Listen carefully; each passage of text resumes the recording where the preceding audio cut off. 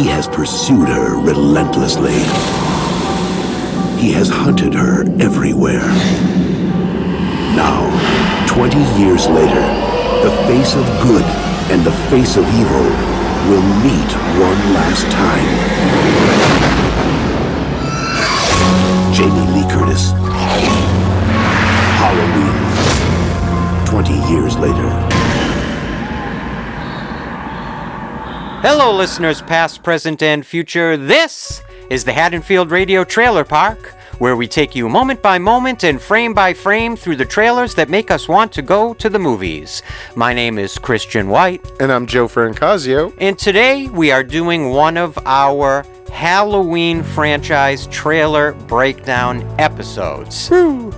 Joe, why don't you let everybody listening know what two movies are we covering today? Sure, we are covering Halloween H20, 20 years later, and Halloween Resurrection. H2O, of course, directed by Steve Miner and written by, actually ghost-written in a way, or script-doctored, I think is the better way of putting it, by one of the most famous names in horror in the mid-90s and the early aughts, Kevin Williamson. Mm-hmm. Now, he's not listed as a screenwriter, but he did work on this script, and the point I'm going to be making in a little bit during this episode is his fingerprints are all over both H2O and Resurrection, as well as most of the horror films of the mid-90s. Yeah. His influence, Kevin Williamson's that is writ large across a number of horror films of this period. H2O is a perfect example of that. Mm-hmm. And of course, who directed Halloween Resurrection? That'd be Rick Rosenthal, back 20 years later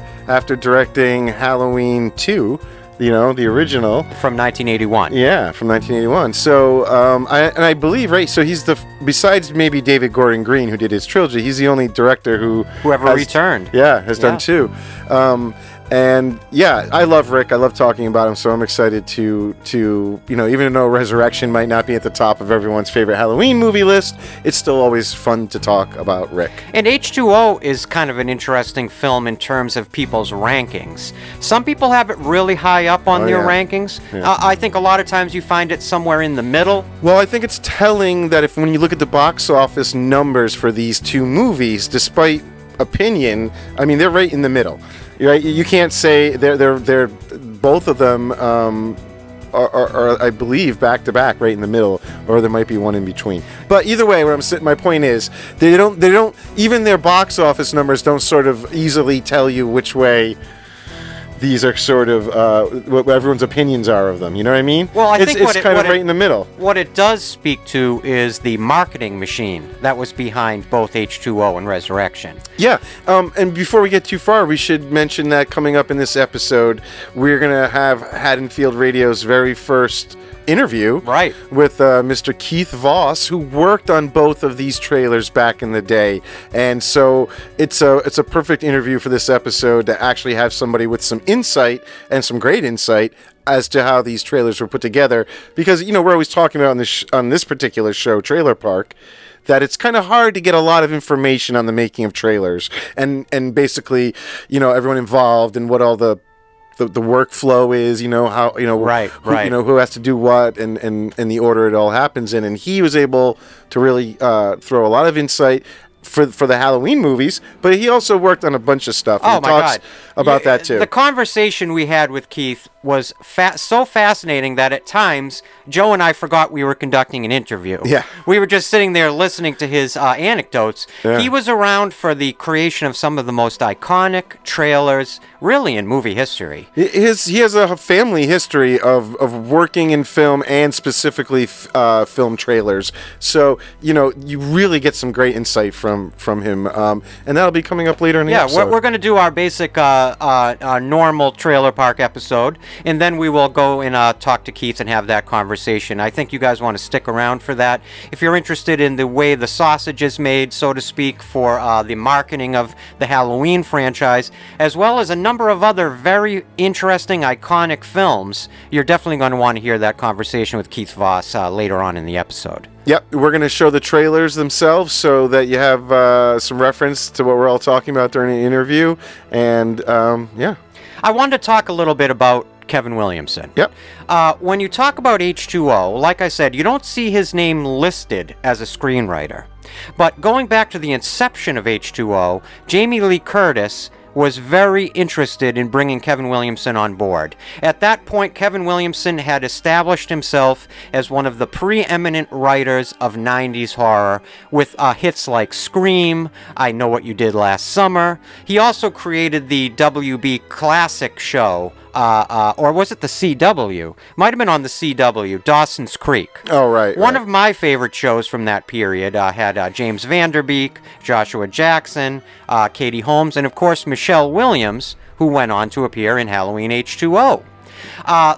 Kevin Williamson has this very particular voice that not only do you see in many of the films of the mid-90s going into the early aughts, but you definitely see in the marketing of how these films were sold.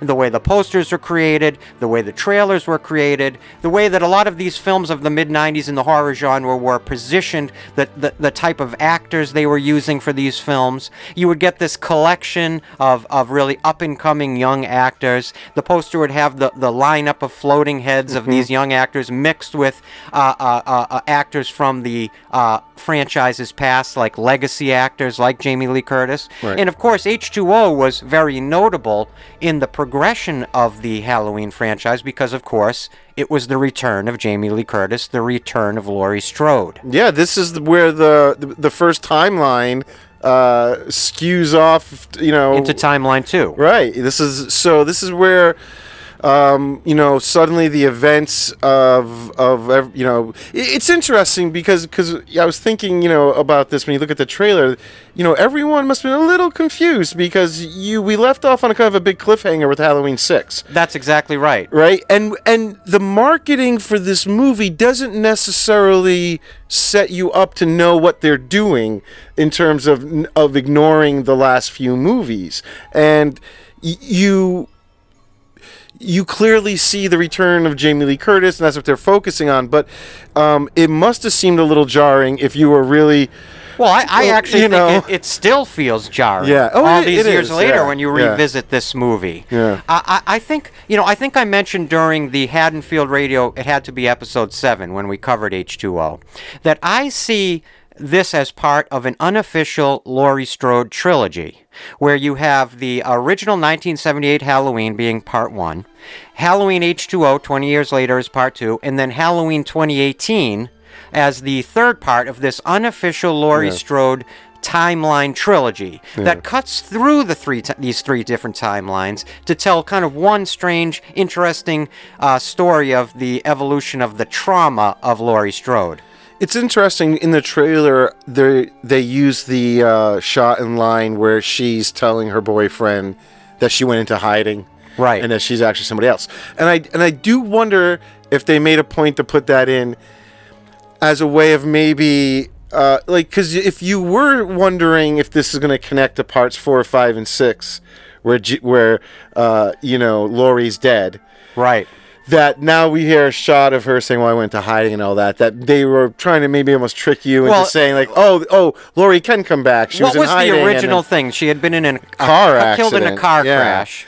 And then, of course, Danielle Harris plays her daughter in Timeline 1. Yeah, it doesn't make sense that she would go into hiding and leave her daughter behind. But just in terms of presenting the trailer to the public and knowing that there could be some confusion, I wonder if that was put in there. And Josh Hartnett appears in this film as her son in Timeline 2. Yeah. So theoretically, he's kind of the multiversal sibling of Danielle Harris's character from Halloween 4 and 5. Right.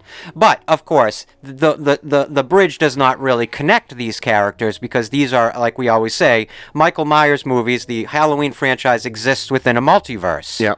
And there are various timelines where various different storylines where you may see some of the same characters as in H2O, but they're almost different incarnations of the same character. And a lot of argument could be made that this is almost a different Laurie Strode than you might have even seen in Timeline 1. Maybe her events going back in her history might have been slightly different. Well, I think it's clear when you jump to David Gordon Green's version of Laurie, that does not match up with this version of Laurie at all. So, yes, these are... it's just a different imagining of a path Laurie could have gone on, right? Exactly. I also think the Halloween franchise is very unique and very interesting from a marketing standpoint, because the way that the movies and the way that they're sold sort of moved with the times. Yeah. So you have the original 6 films that are almost sort of telling one long story, and were sort of marketed in a very similar way. H20 and Resurrection are definitely marketed to fit in with that mid-90s Kevin Williamson era stylization of how they sold these films. Then you move on to the Rob Zombie duology that definitely fit in with the French New Extremity and torture porn movements in the way those films were sold. And then on again, like you mentioned previously, to the David Gordon Green trilogy, which definitely represents in terms of its marketing the Blumhouse era of horror filmmaking. And so I think it's like, you look at the Nightmare franchise, for example. The main brunt of those films are all released in a short burst of years. Right. Whereas the Halloween franchise is, of course, stretched out over almost a half of a century. I mean, the whole thing with this movie here is 20 years later, right? They've already hit a 20-year mark with their movies. Right. And, I mean, they arguably thought this would be possibly the end, or they're setting you up for it to be the final battle between, but of course, Mustafa Akkad was still involved, and he was never going to let it just die. It's the perfect way to market a movie 20 years later, the final battle. Right. I mean, Laurie Strode and Michael Myers have had a number of, quote, final battles over the years. I mean... And it's always going to be sold that way because these characters are so inextricably linked. It's a huge part of this trailer. I mean, when you get to that point when Laurie is in that alley with the axe screaming Michael, and at this point, I believe the narration's talking about the final battle and all this stuff, So it is. They're trying to hinge on this, this could be it. I mean, but, it's a horror movie. It's never going to be it. On a tangential note, this wouldn't be a Haddonfield Radio episode if there wasn't a few tangents. Kevin Williamson, a film of his that he wrote that I always forget he wrote, and in my research getting ready for this episode, I noticed that I used to really love, and probably would, I haven't seen it in years, is the Robert Rodriguez directed film The Faculty. Did you ever see that? It had like Josh Hartnett, Elijah Wood, and again, it has this big group of young stars of that era, all kind of put together in this film where there's a bunch of kids in a high school.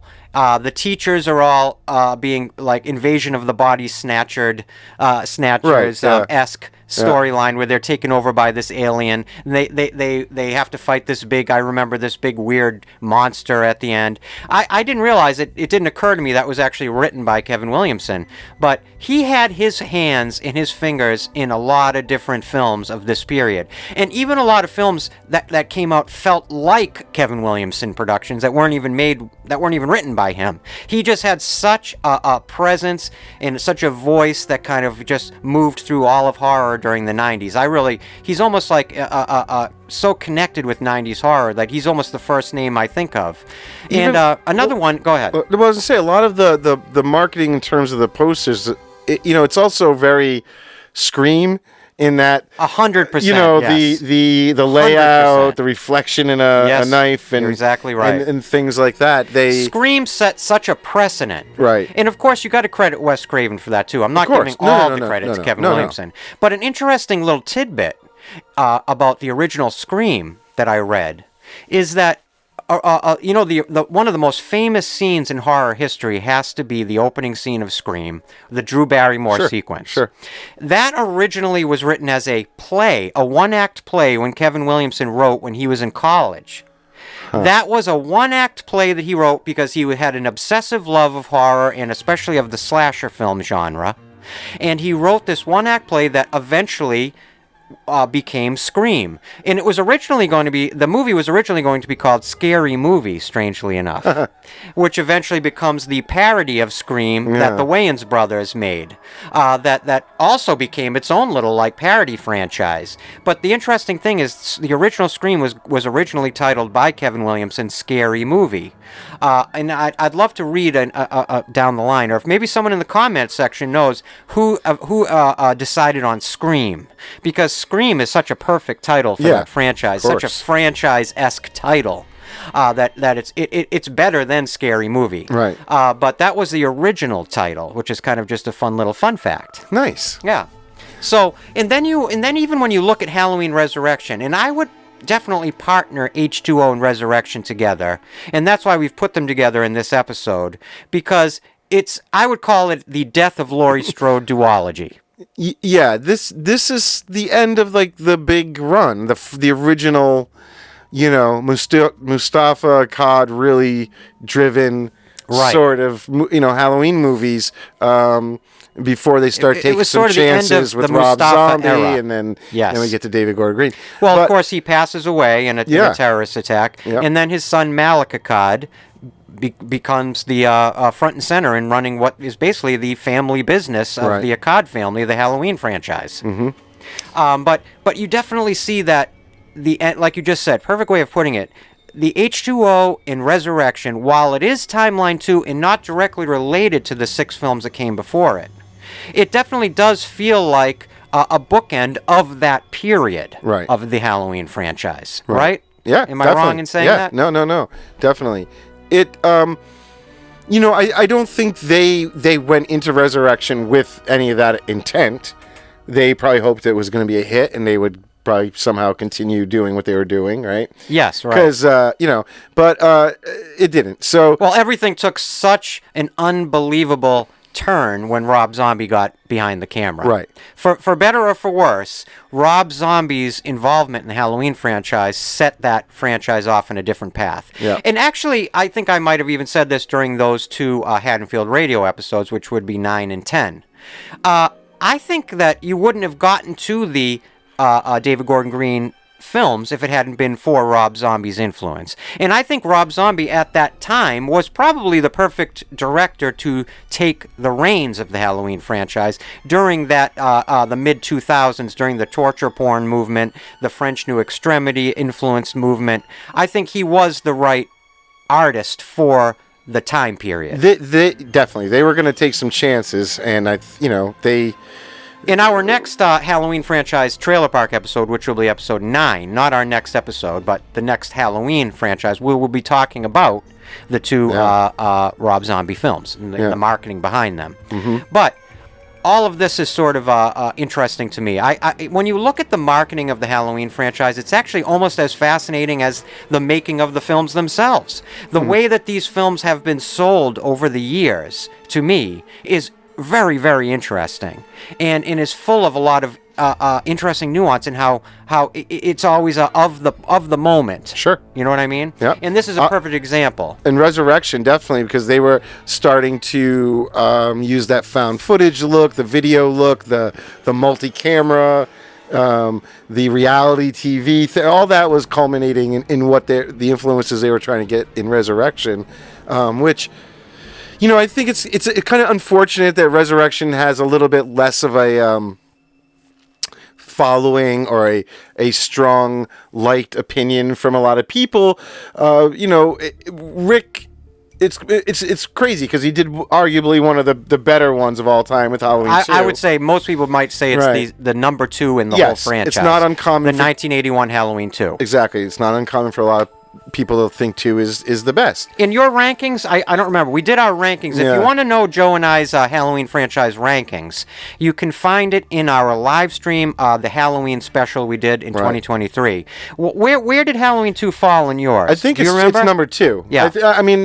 I'm just a number 1 is it's the classic, of course. And it's just always going to be number 1. Inarguably, it's, of course, 1978 is pretty much everybody's But it is interesting to see Rick, somebody come back 20 years later in the 2 very different type of Halloween movies. Although you can see a lot of Rick's, quote unquote fingerprint that you can pick up on from the original part 2 does still show up in Resurrection. He even the monitors thing, even though it's being used in different ways. Think about still in the hospital. Subjective camera work, subject storytelling, which goes back to 78. He's a big fan of that sort of POV, the character, walking you sort of through scenes. I love Rick. To me, I found it interesting. Rick only has directed 9 movies in his whole career. Now, he's done a lot of TV directing and producing. He was one of the main producers for Not Life Goes On. What was the Which one? TV show? Yeah, with Corky.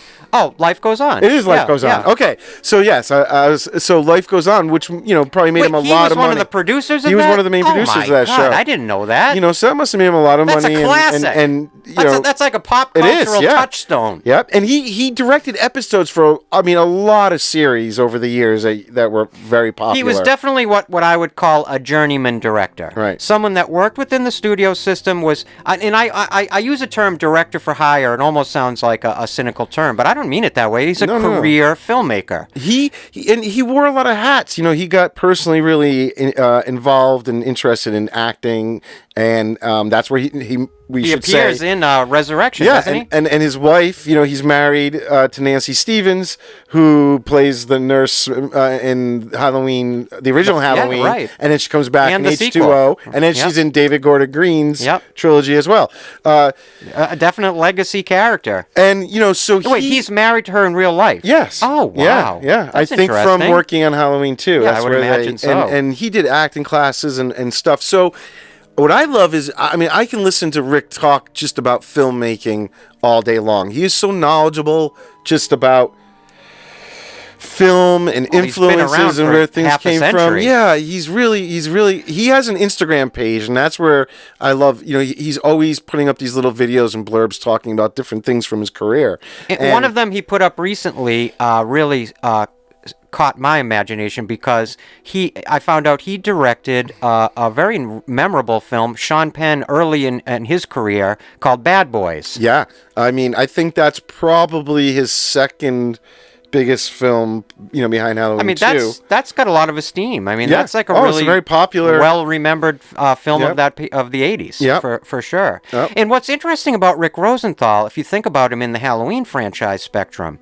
he comes in 1981, he directs the continuation of the original, which in many ways he had to essentially ape John Carpenter's style because it takes place, of course, within the same night. Yeah. It almost picks up directly where the last film left off. Yeah. And one thing I find so impressive about the original 1981 Halloween 2 that he directed is the opening scenes especially are really indistinguishable from the 1978 original. Yeah, it's a good point. His job is actually probably, you would I have to say, very different from Halloween 2 to Halloween Resurrection, where in Halloween 2 he really had to emulate what John was doing, and he had more of a job of like making his movie fit the John Carpenter look and style from the first. And yet, in what's interesting to me is in Halloween Resurrection, you know how within the Halloween franchise, there's almost little mini like sequels to sequels. Sure. Like the way that Halloween Resurrection is the 8th film in the franchise,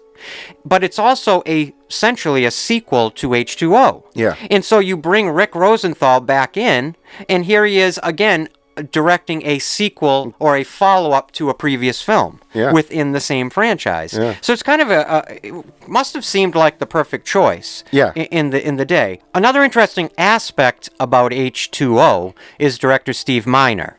Now, of course, he has a pretty storied history throughout the horror genre. He directed a film that I used to rent repeatedly from Video Paradise, the little video store in the town I grew up in. It was called House. Do you remember this movie with William Catt from The Greatest American Hero and George Wendt from Cheers? Do you happen to remember it? House? And William Catt, like, he was a Vietnam veteran. He buys this old dilapidated house he's fixing up, and it's haunted for some reason by ghosts. And Richard Mall from Night Court, he played this Vietnam vet that was like a sort of like a bully to him when he was in Vietnam, and he's now this zombified looking soldier ghost. And it's interesting because years later, I guess not many years later from that point, but Peter Jackson made this film called The Frighteners with Michael J. Fox. Mm-hmm. And I always associate House and The Frighteners in my mind. They're in the same file in my mind. Was there a sequel to House? There was House 2. It was called either The House 2, The Next Door, or something like that. Who was in that one? Let's look it up. Okay, I think I might have seen House 2. For some reason, it sounded familiar. Oh, no, it was called House 2, The Second Story. I don't even have to look it up. And it might have different characters, let's take right? a quick look. I'm imagining different actors and everything in my House 2 memory had of House. Yeah, all different actors. Yeah. Oh, look, Kane Hodder appeared in House 2. Wow. Oh, that's right. It was, I think his pronunciation of his name is Ari Gross, and he used to appear in a lot of 80s and 90s films. He was the star of that one. Yeah. But was Bill Maher in House 2, or am I thinking of a totally different movie? That I'd have to look into it. I'm not sure. To do acting. Anyway, we went off on a tangent. That's okay. Yeah. And then Steve Miner, of course, directed both Friday the 13th Part 2 and Friday the 13th Part 3. Okay. So 3D, right? Exactly. Mm-hmm. Part 3, one of my least favorite of all the Friday the 13th films. Part 2, it's in the middle for me. Neither one of those is either of my favorites. Right. If you would like to know my two favorite Friday the 13th films, I'll throw it out there real quick. Please do. Friday the 13th Part 4 and Friday the 13th Part 6. Those are my two favorites. Mm-hmm. So anyway, final chapter and Jason Lives. But anyway, Steve Miner, I don't think he's got a lot of personality as a director. Well, that's just my opinion. H2O is probably my second least favorite Halloween movie. It's almost like a drama with horror elements. Yeah. More than a straightforward slasher film or horror film. Yeah. It's one of these films that has, like a lot of the Kevin Williamson films, it has this great opening sequence that you see Joseph Gordon-Levitt, right, and you see Nancy Stevens, yeah, and it has this really fun opening sequence. And then I think the rest of the film, to me, is just, it's memorable for where it falls within the franchise of Halloween films. I think it's memorable for the return of Laurie Strode, but directorially, I don't find it very memorable. No, it has its moments. You know, it has the classic Michael lowering himself from the ceiling. I don't know if that's funny or classic, but it's famous. It's one of my favorite parts of the film. Yeah. It has the iconic Josh Hartnett hairstyle. Of course. That really dominated the look of the 90s. And he refused. They kept trying to style his hair, and he just kept messing it up to how he wanted it. There's even a scene in H2O where they are in front of a barber shop. And he still keeps that hairstyle. It's crazy. Now, I think it's interesting in the H2O trailer. If you know a little bit about the history of the movie, and we definitely talk about it in our main episode when we cover the whole movie, you know, there was a big debacle with the mask. Right? Oh, this is a very good point. And it changed at certain points. And there was, 5 or 6 masks? There's all different kinds of mask stuff to talk about. Including a digital CGI mask that is iconic in its own way. And there's the classic shot from this movie where Laurie comes face to face with Michael, but they're separated by the portal of a door with a piece of glass between them. They're looking at each other through the glass. And the original trailer for this movie, you see the original mask that they were filmed with, which was actually Steve Miner's preferred mask. And I think it might have been the KNB mask. Yes. It's a little more plain. The eye holes cut different. Very just white, you know. And then they kind of, as they were getting through the production, realized the mask was changing.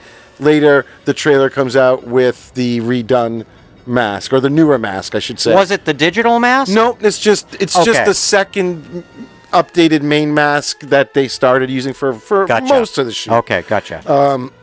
To match like the big fight at the end and stuff. It looks like that, you know. So we're going to show you both of those in when we put up the trailers so you can see that original one. Now, one other weird technical note, and I didn't notice this when we were talking to Keith, and I don't even know if there's much info that he could share on it, but I noticed when I was trying to look up all different versions of the trailer on YouTube, looking at what came on the Blu-ray DVD sets, there is not a single nice, clean HD version of the just regular theatrical trailer as it originally came out. Now, even on the DVD releases, Blu-ray releases, the DVD Blu-ray one that we have from Scream Factory, which I love. This is not a knock, but I was surprised. It's like the worst version of it that I found. It's just a 4x3 crop, regular square.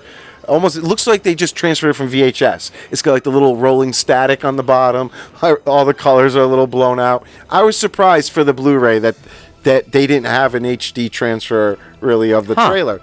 So I don't know. I'm finding it interesting that you can find trailers, like the TV spots and smaller teasers and things, but just that regular theatrical trailer with Mr. Sandman in the beginning, and very iconic, right? And it's great. So when you see the interview with Keith, you're gonna hear him talk all about. We talk about the Mr. Sandman. Yeah, he personally picked a lot of the music you're going to see in this trailer. That conversation we have with Keith Voss, you've got to stick around for that at the second part of this episode. Because, one of the most important parts in trailers, anyone that loves trailers knows the music choices. Yeah. And a lot of times what they use is something called temp tracks, where they take music from a different film and maybe use it like a different soundtrack piece from a separate film is used to sell this film. And it's kind of always interesting to me what they use for music and how much how important the music is to the selling of the film and to whether or not a trailer works. Yep. And Keith Voss was somebody who had a really big hand in choosing a lot of those music, a lot of those needle drops. Yeah, so he gives a lot of insight, specifically about his sort of boss who was actually cutting the trailer. Who I think was his uncle. Doesn't he say that? Or was it Vin Diesel's brother, which is another... Oh, yes. One of his bosses was the twin brother of actor Vin Diesel. Yeah, got a little great story there. It's a good little anecdote. But it was interesting that I believe that he said the guy actually cutting the trailer didn't really know anything about Halloween either. It's sort of a job just to sort of edit the footage you get. And they were a trusted production house that did all these sort of trailers, and they were known for it. So, there's all great little insights in the interview that I think you don't usually get to hear about trailer making. Can I throw out a quick, complete non sequitur tangent? Sure. Do it. A totally underrated Vin Diesel film that I like. Oh boy. That a lot of people don't talk about and don't like, but I do. I saw it in the movie theater. Was his film? I believe it was directed by Brock Eisner, and it's called The Last Witch Hunter. And I would guess it's like 2011, 2012, 2013, right around there. It co-stars Elijah Wood and Michael Caine, of all people. Michael Caine. And and it's this story of Vin Diesel. And it also has Rose Leslie, who at that time was one of the... she played Jon Snow, the love of Jon Snow's life in maybe around like season 4, season 5 of Game of Thrones. So whatever that time period was, I'm terrible with years and dates, so maybe it was a little later than 2012. It might have been like 2016, 2017 this movie came out. Okay. But it's kind of like what I always call horror adjacent. It's like a horror adjacent film, The Last Witch Hunter. Look it up. Nice. So what we should do is, why don't we jump into the first trailer? We're going to take... Now, are we going to look at 2 trailers, you were saying? Yeah, it's sort of... There's the one with the original mask and then the one with the later mask. And it's sort of the big change between the two. Well, I think the more the merrier. Let's watch a couple trailers. We're going to check out these trailers for Halloween H20, and then we'll come back, we'll talk about them, and then we'll go on to Halloween Resurrection. Okay. It's 1998 in a remote California town at a secluded private school. We could have a Halloween party, just the 4 of us. We could have a roaming orgy. I love the way this man thinks. No booze, no drugs, no kidding.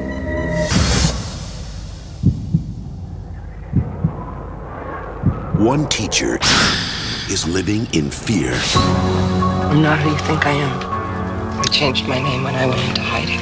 That's terrible. Take off your clothes. My brother killed my sister. How'd he do that? With a really big kitchen knife. That's enough. I can't take it, Mom. He's dead.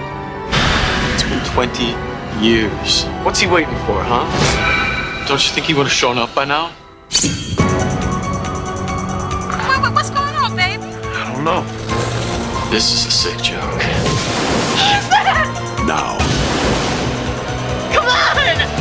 the face of good and the face of evil will meet one last time.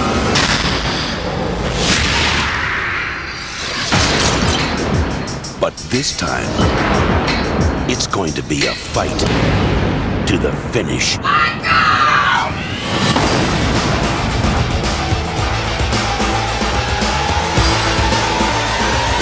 This summer, terror won't be taking a vacation.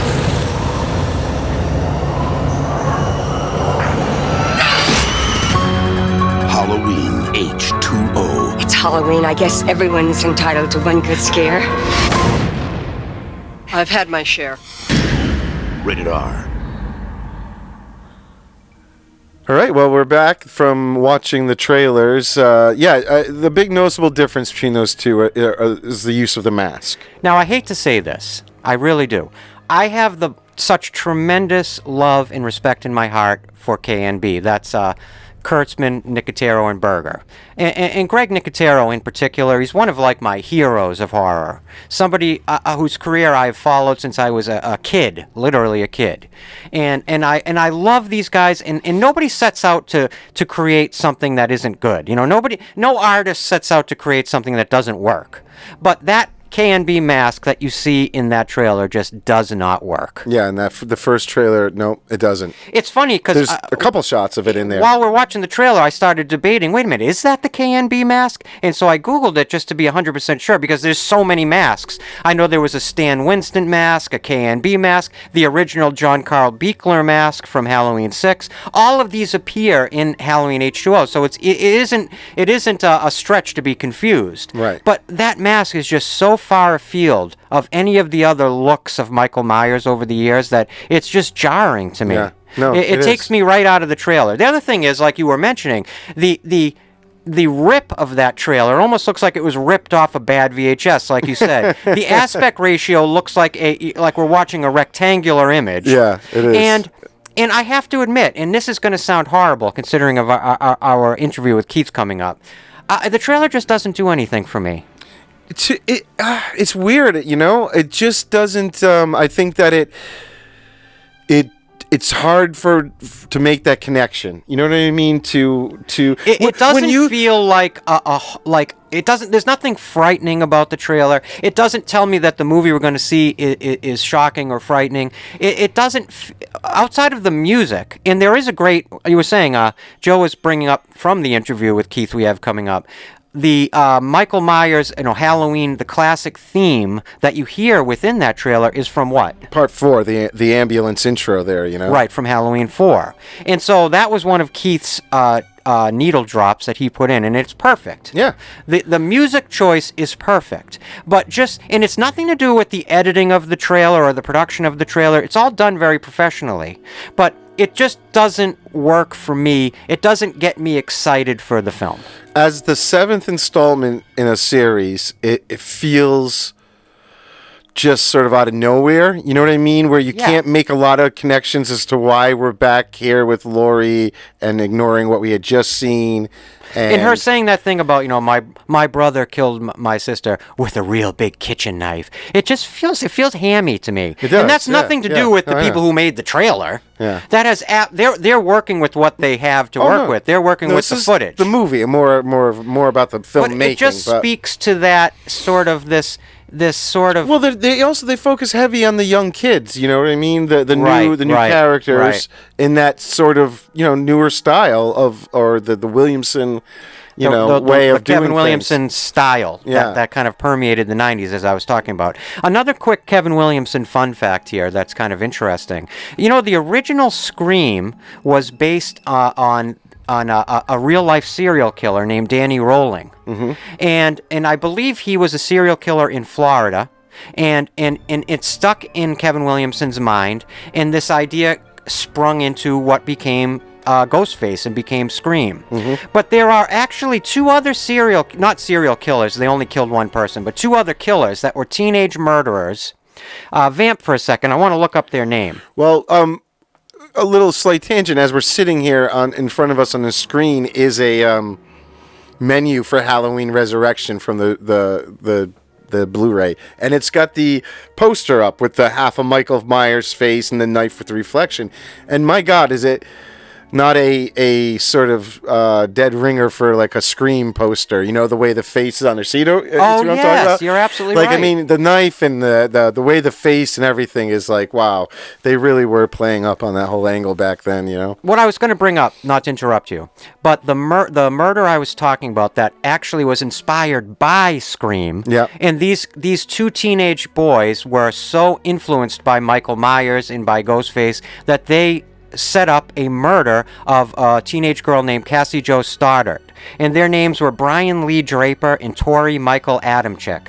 And if you go online, you look those names up. They actually filmed themselves doing planning everything. the murder, and then directly after the murder. And there is an urban legend that they actually filmed the murder, and they were directly inspired by the characters of Billy Loomis and Stu Marker from the original That's crazy. Scream. Yeah. So you see this interesting kind of thing where I find it interesting. Kevin Williamson was inspired by a serial killer. He creates Scream that then inspires killers. Yeah. Now, I'm not somebody who believes. I actually am so far away from someone who believes that media influences people to do horrible. Like video games cause people to be school shooters. Well, I think that's bullshit. But I do think in this particular instance, it's kind of interesting to me. No, definitely. So that's just a quick little. It has nothing to do with anything, but I've been looking at a lot of Kevin Williamson information, so I wanted to get as much of it out into this as possible. But what would, if you were in the theater in, I would say, 1997, would that trailer have got you to see Halloween H2O? Well, probably because of the curiosity factor at this point. If you're a Halloween fan and this comes on, of course you're going to be, what is going on here? When you're thinking about where you left off in part 6, Jamie Lee's back all of a sudden. It's almost like the trailer, like in the beginning, they're focusing a lot on the kids and very stereotypical horror movie stuff, and then it sort of switches halfway where they're like, oh, but we've got Jamie, and we're going to give you another classic Laurie Michael showdown. They even have Jamie Lee Curtis's mom at the end delivering the sheriff. Oh yeah, Brackett's Janet Lee. line. Janet Lee, of course, appears in Halloween H2O, as we all know as horror geeks. The original Janet Scream Lee was in the most, probably, I would say, arguably, the most iconic scene in horror history, which is the shower scene from Psycho. Right. Yep. And recently I saw something that was really cool. Jamie Lee Curtis recreated the famous image of her own mother, Janet Lee, screaming in the shower. I saw that, and she recreated it. If you look online and Google it, you can find it. It's actually really cool. Yeah, no, it is. And of course, Jamie Lee Curtis herself it's not that her talent didn't get her into the original Halloween, but of course Deborah Hill and John Carpenter, Irwin Yablans, Mustafa Akkad were not devoid of the knowledge that she was the daughter of Janet Lee. And so she was like the daughter of horror royalty. Yeah. So of course bringing her in as Laurie Strode in 1978, well, that was an added bonus in the casting and in the marketing. Yeah. So just a funny little thing there. Yeah, I mean, clearly the H2O, the big thing you're supposed to hinge on here is that, Laurie's back. Because we don't have Dr. Loomis anymore, right? So Donald Pleasance passes away, and so they also give you a bit of that backstory in the beginning of H2O is why Loomis is now gone. Well, I wanted to say the H2O opening credits are one of my favorite openings of the entire franchise. All Loomis's work. That's one thing I will say I love about H2O, and I even really have this fondness for that image, that drawing of Michael Myers that I suppose was probably drawn supposedly by Loomis, right? That you see in the opening credits. I once thought about, man, that would make a great tattoo. Oh, yeah. Just the spiky hair. Like if you were going to get a Michael Myers, or if I was going to get a Michael Myers tattoo. Now, of course, Joe and I both actually do have Michael Myers tattoos, but we both got the Mark of Thorn tattoo on our wrists at the 45 Years of Terror convention. Mm-hmm. And that was a funny memory because we got to the convention that morning. I said, let's just go they have tattoo artists there working at the convention, on the convention floor. I said, let's go get the Mark of Thorn tattoos. And Joe and I end up getting matching tattoos. we must have looked like a couple of cuties. Hey, kissing cousins. Or cult members, I don't know. Well, I think a lot of people at that convention were getting that exact same tattoo. Well, yeah. But I will say none of them, except for us, got the actual correct tattoo with the dots. That has the 2 dots. Yeah. Often overlooked. It's one of the most interesting overlooked details for something that's such an iconic detail. And I know I've used the word iconic about 23 times in this episode, but let me use it at 24 to keep it even. One of the most iconic details in all of the lore of the Halloween franchise, I would say, is that Mark of Thorn tattoo that Dr. Death puts on Michael's wrist at the beginning of, Halloween 5? Yeah, does he put it on, or does he just notice it there? No, I think he tattooed He's in one? the original Dr. Death scene. Dr. Death does it. Okay. That is not in the. Not the old man. Or is it Halloween 6? Damn it! I can't remember if it might be the original opening of. No, it is the original opening of 5. Okay. That eventually the theatrical opening has Right. the old hermit. Yes. That serves essentially the same purpose. But originally they had this character, of course, named Dr. Death, and he tattoos this scratch mark thorn rune on Michael Myers' wrist. And if you really look at it, there are 2 little dots on the top, on the outside of the top. And but most people don't represent that. Even on the walls when they get in the house. Yeah, if you see inside the house and there are runes written on the walls, you'll see those 2 dots. But yet, if you look up like the thorn tattoo that 99.9% of people have, even serious Halloween fans, they don't have the dots. Yeah.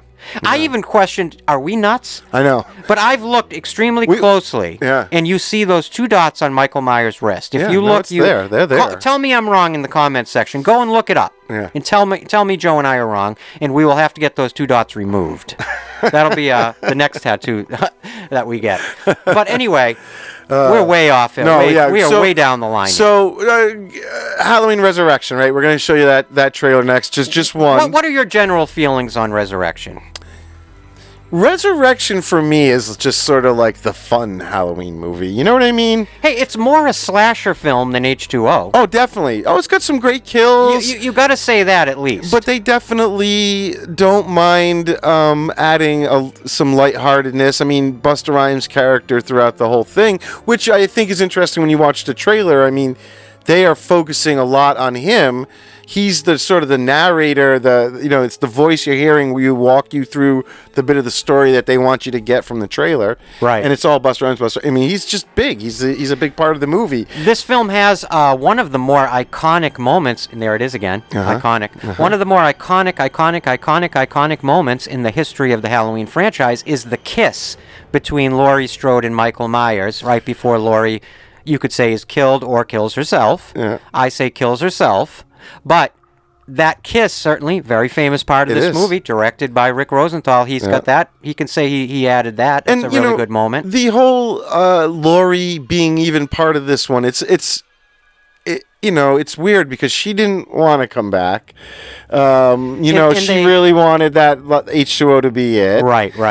She really wanted Michael to be dead at the end of that one. That was kind of half of the reason why Jamie Lee Curtis said she'd do H2O. Well, she definitely beheads Michael Myers at the end of H2O. When people left the theater in 1998 out of H2O, you would have believed that Laurie Strode beheaded Michael Myers. Am I wrong? No, right, yeah. It's obviously retconned in Resurrection as that Michael Myers switched places with the EMT. Yeah, I mean, but it was retconned during the end production of H2O. Okay, see, I didn't remember that.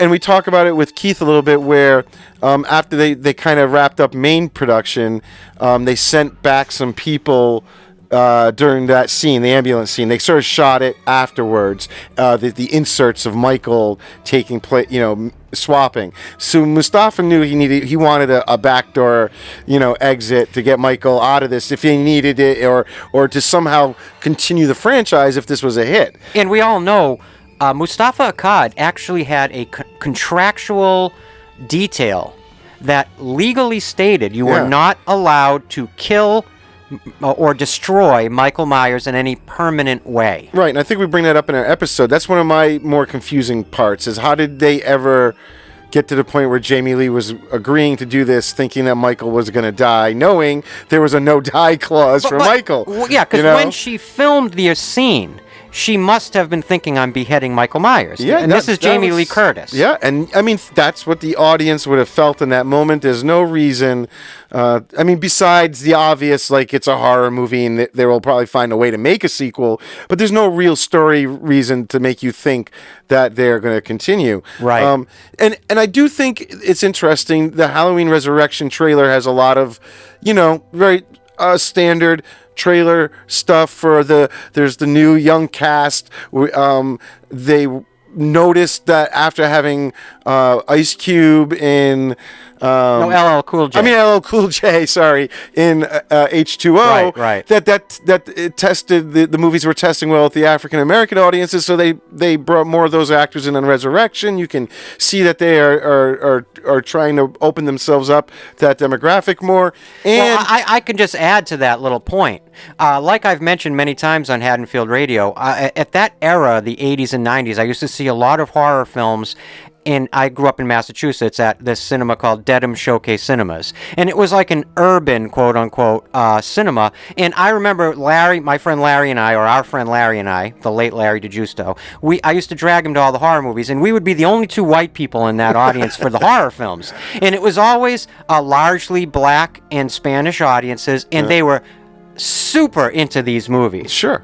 And screaming at the screen, yelling, just like the old cliche that you see in comically, but that was the truth. Yeah. Like really really passionate audiences, but largely African American for a lot of these horror films. But now, as you watch the trailer, what I do think is odd is the way they just sort of slam in the footage of Jamie Lee Curtis. Well, they probably in the marketing want you to think she's more of a presence in Resurrection than she actually ends up being. Exactly. There's that, but it also, I don't know, when we watch the trailer, just notice how, they're playing up this whole thing of seeing Busta Rhymes set up the kids for their night in the house, and they're going to have this new technology and blah, blah, blah. And then all of a sudden, there's just Laurie. Right. And she's just sort of like, I knew you would come. And it's like, I don't know. I knew they had to figure out a way to show her. Her scene has nothing to do with really anything else in the movie except to give her closure and to sort of explain the whole Michael swapping thing, right? Another interesting thing about the marketing of Resurrection, if you look at the poster, the imagery they choose to use of Jamie Lee Curtis is from H2O. Yeah. It's her H2O hairstyle.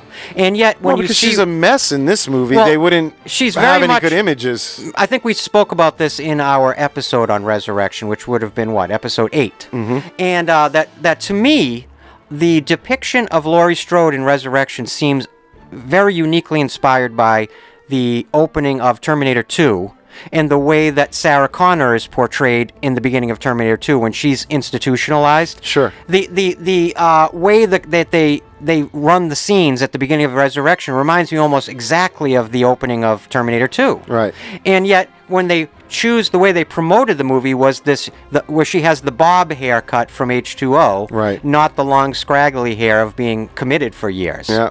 So it's interesting, and if you look at the Resurrection poster again, it has that Kevin Williamson marketing style, where all these up and coming actors and legacy stars are in the reflection of the butcher's knife. Mm-hmm. And then I just think stylistically, the thing that makes this trailer just stand out is really just stems from the film, and that there's a heavy, reality TV found footage, live camera thing feel to everything. Which comes out of course, the found footage subgenre, which was really prevalent at this exact same time. Yep. Starting, of course, with one of my favorite horror films of all time. A film I would really like to talk about somewhere down the line in one of our live streams or our Haddonfield is the Blair Witch Project. I wonder, about how easy that would be to sit and cover, because it's because of it being a found footage thing or look, there's not a lot of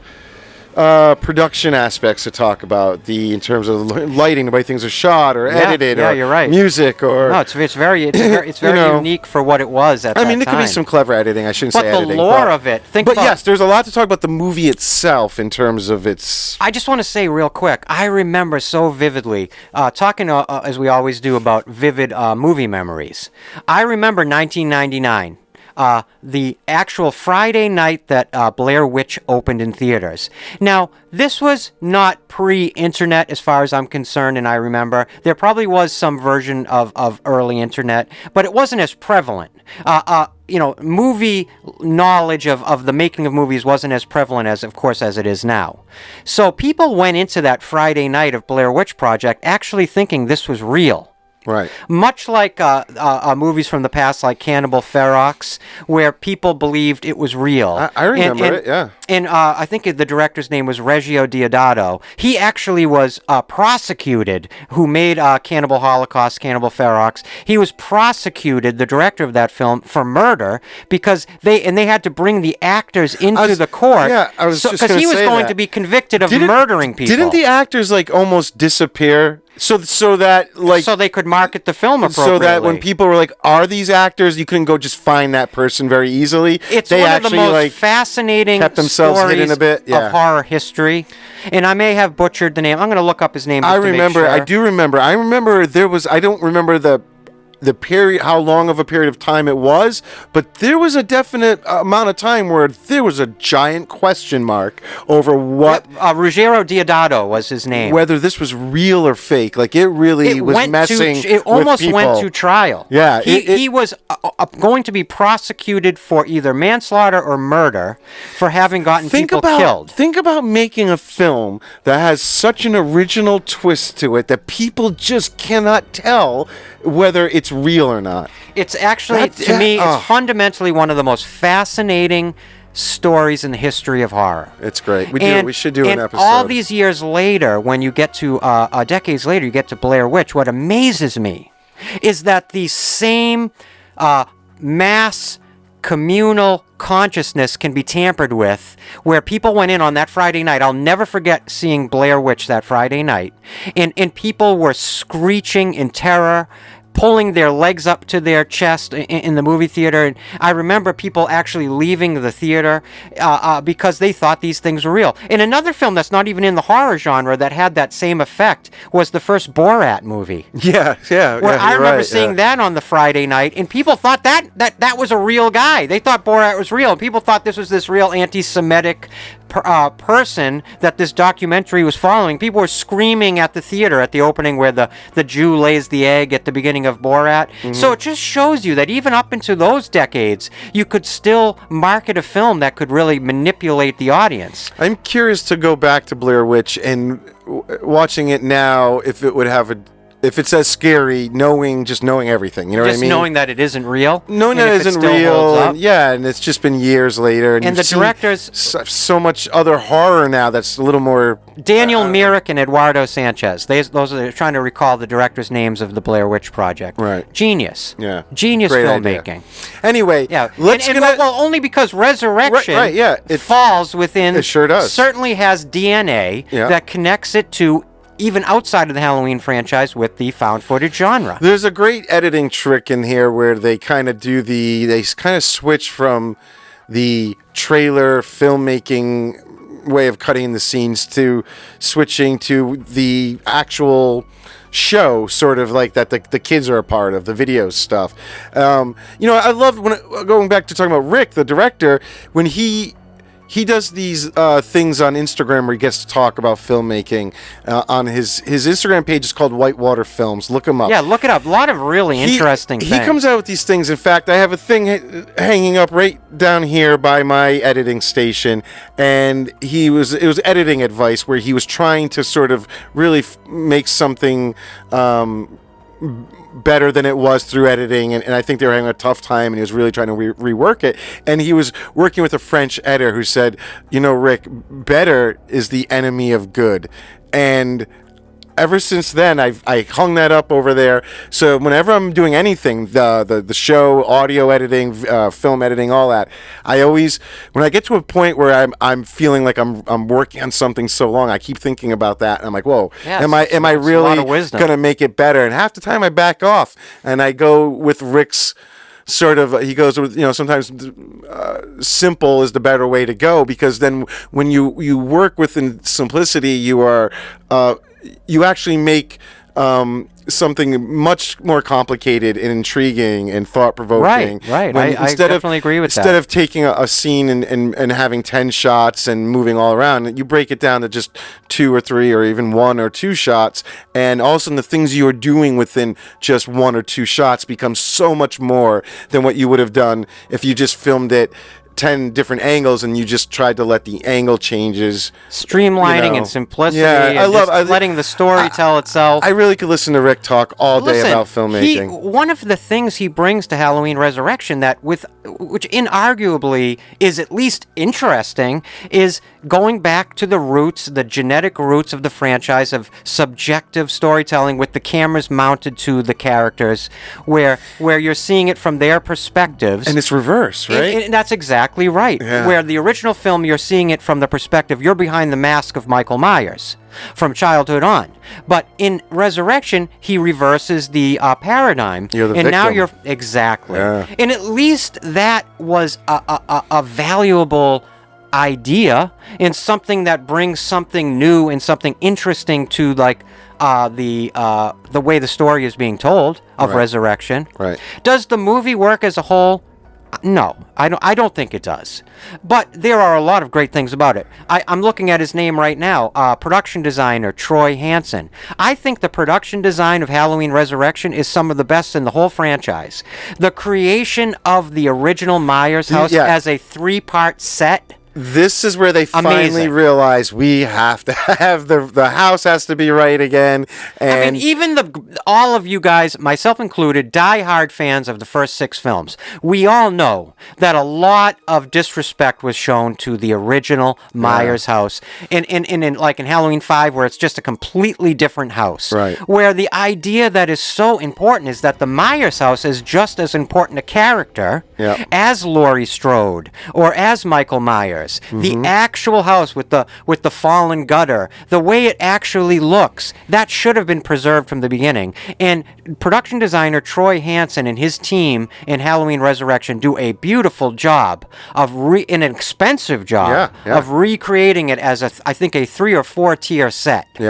Yep, and this is also a film with some early digital effects, because they were on a set, where they filled in some skylines and things like that. And Laurie falling through the trees, all the trees are digital. So it's done very well for that time too. Yeah. They don't stick out at all. I think it's easy to beat up on this movie. It is, but that's why I feel like you just, as much as I can beat up on H2O, there's nothing else for me to sort of take away from it. This one I can say, all right, maybe it wasn't the greatest, but if you can just sit back and try to have fun with it and not go overcritical with it, knowing what they, the type of guy Rick is too, when you hear him talk about all this stuff, he loves that sense of humor in the horror movies. And so if you can just sort of have fun with it and see what they were going for, I think it can be a very entertaining film. That's exactly the right word. Is it a great Halloween film? And like we said, it's entertaining, Like we said a few minutes ago, or a little bit ago, it is much more of a slasher film than H2O is. Yep. I think the complaints people had, or at least the Halloween franchise fans, the diehard fans, I think a lot of them probably felt in 1998, myself included, that H2O wasn't enough of a horror movie experience. Right. And it felt too oblique and generic, whereas at least Resurrection gets back to those slasher roots. You get Katie Sackhoff's head rolling down. Sackhoff. I love Katie Sackhoff. Anytime I get a chance to see Katie Sackhoff, let me throw a quick Katie Sackhoff recommendation out there if you love her as an actor. A great film, one of my personal favorite horror films ever. Another film I wish I would love to talk about someday on Haddonfield Radio is the Mike Flanagan film Oculus, that has let's see, Katie Sackhoff, Karen Gillan, Brenton Thwaites, great film. If you guys, it's about a haunted mirror. If you guys want to see a great film that has Katie Sackhoff in it, I'm telling you right now, Rory Cochrane, he was in Dazed and Confused. He's in this, but Karen Gillan is basically the lead. She's really awesome. The establishing shot of the character that she plays is one of my favorite establishing shots in movie history, of her swinging ponytail. The camera's following her from behind, and it's called Oculus. Of course, Mike Flanagan. We're recording this in 2024. In the 2020s, you can't get much better than Mike Flanagan in the horror department. Mike Flanagan. The creator of a number of Netflix series, including Midnight Mass, House of Usher, and many others. Great director. Look this movie up. All right, so without further ado, we are going to show you the Halloween Resurrection trailer. And then we'll talk about that, and then we're going to go and send you over to our conversation with Keith Voss. But before that, let's take a look at the Halloween Resurrection trailer for Halloween Resurrection, directed by, of course, Rick Rosenthal. Tomorrow night, you will enter the childhood home of our most brutal mass murderer.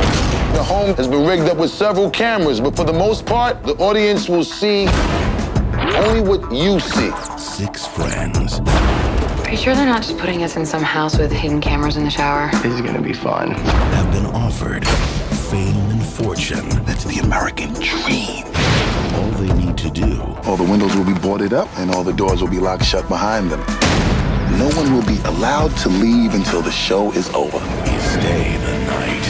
Let the dangertainment begin. Now. You think this is the one that he used to, do his thing? The webcast is live. One flash and you could light up 1,000 computer screens. You are like this close to getting voted off the island. The stage is set. Is anybody else seeing this? That worked perfect. Whoa! It's all fake. We've been set up. I'm only trying to give America a good show. But the house. Wait, what just happened? We just lost Bill's camera.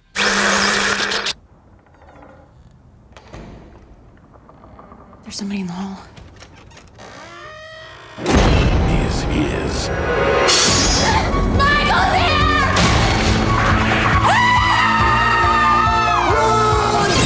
This summer. Somebody please help us. Evil comes home.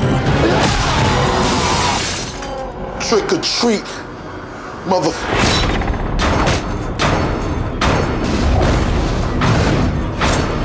Want a piece of me?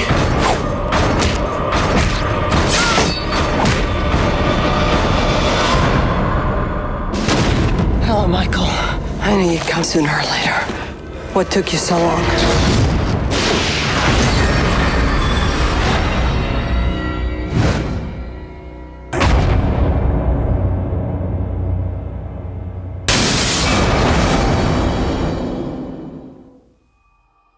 And we're back, and I have to say, I think I prefer that trailer to the H2O trailer. Yeah, no, I think it's very clever. I love the way in the middle of it they do that cut to black with the silence, and then it kind of picks up, At least it has a bit of tension to it, a bit of the elements. You were kind of saying it, I think, and maybe I'm wrong in my characterization, but a bit dismissively, the way that they bring Jamie Lee Curtis and Laurie Strode in at the end. Yeah. Well, now, what were you saying? What's your thought on it? I just feel like they just sort of jam it in without... obviously the problem with this trailer, though, kind of like H2O, is after leaving H2O... thinking Michael has been beheaded, you must be watching this trailer going, what? How is Michael back? And then all of a sudden at the very end, they just sort of quickly jam in these couple shots of Laurie being like, I knew you'd come back and stuff. And it just must seem really, you know what I mean? Well, I don't know. If for people who care. I personally liked the way that you get Laurie Strode at the end of the trailer, because you say to yourself, oh my God, Laurie Strode is in this. They're giving you a crumb to say, oh, all right, if I follow that, we're going to find out why Michael is back. Because she was there when she was supposedly beheaded him, and she's talking to him like she knows he's alive, and we're going to get that. I will say, though, the film itself in its marketing, and especially in that trailer, has a very direct-to-video quality. Do you get the sense of that? Of course. It definitely looks like one of those trailers you would see actually on a VHS tape that you rented from the video store before the movie that you rented. You know, like that's just, they would put like the trailers in the beginning of the VHS tapes. Yeah, it has that very VHS era vibe to me. And I know at this point in the Halloween franchise's history, there was a lot of back and forth behind the scenes of whether they were going to just send this franchise direct to video. Right. And send it into the video stores. Yeah. And I think certainly the movie itself, to me, doesn't have as much of that vibe. It doesn't feel, but the trailer, to me, definitely feels very DTV. Yeah. Yeah, no, it is. Am I wrong? No, there's, when I was looking up, doing research to watch all the different trailers out there, really there's this theatrical trailer we're showing you, and then it's just a lot of exactly what you described, trailers that were put on before movies on VHS tapes, which are a little shorter than these theatrical trailers. Even like the font they used for Halloween Resurrection, that I don't recall seeing that font anywhere else. That sparkly thing, red, is a red or orange thing at the end? If you look at the poster, like the font that they use is like this. I'm looking at it right now. It's almost like this chrome that one, look. yeah. And in that trailer, it had a very unique font that I've never seen used in the franchise before or since. No. And probably for good reason. No, yeah. Exactly. It's like we were talking about earlier, you can look at the box office and it tells you a lot. Both of these movies are right in the middle. I think people just are kind of like, Yeah. You know what I mean? Yeah. I mean, I'm a fan. We always say this, right? I'm a fan of the whole franchise. Right. So ultimately, I like watching all of these movies.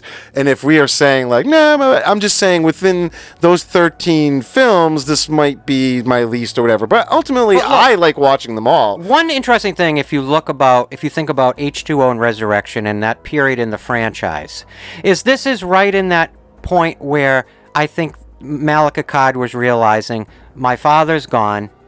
I want to protect his legacy, but I need to put my own stamp on things. Yeah. And you can see where the energy of the original incarnation of what Halloween is as a franchise was sort of ebbing. And bringing Rob Zombie in next for the 9th and the 10th films, or at least for the 9th, at least I can see how that would have been, let's take this in a new direction. Let's try to bring something fresh and new. Whether you guys like those movies or not, well, everybody's different and subjective.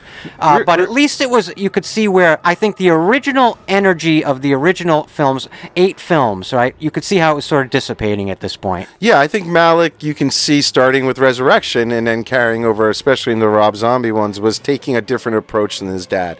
He was like, okay, to stay relevant or to try and get back to having a hit franchise, we need to take some chances. We got to be willing to do some different things. And it just goes back to the point I was making earlier in the episode that I think is important, and not just because I'm making it, but that sounded very egomaniacal. And it's important, but no. The point is, one thing about the Halloween franchise, I find so fascinating in terms of its marketing, is how the franchise has always moved with the times.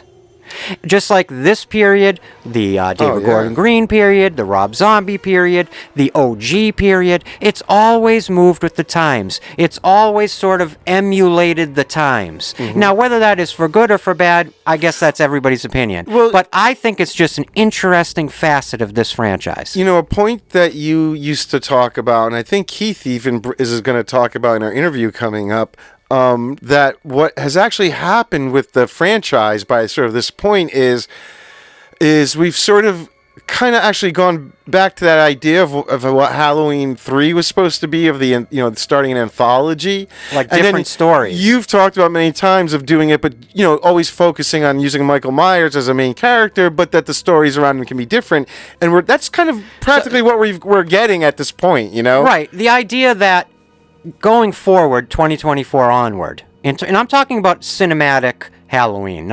I know right now they're developing it into the TV space or the streaming space, but in terms of it in movie theaters and cinematically, I've just always been of the mind that what you need to do is you can revamp and retool and even just start from scratch with a brand new mythology, as long as you have Michael Myers as a character at its center. Yeah.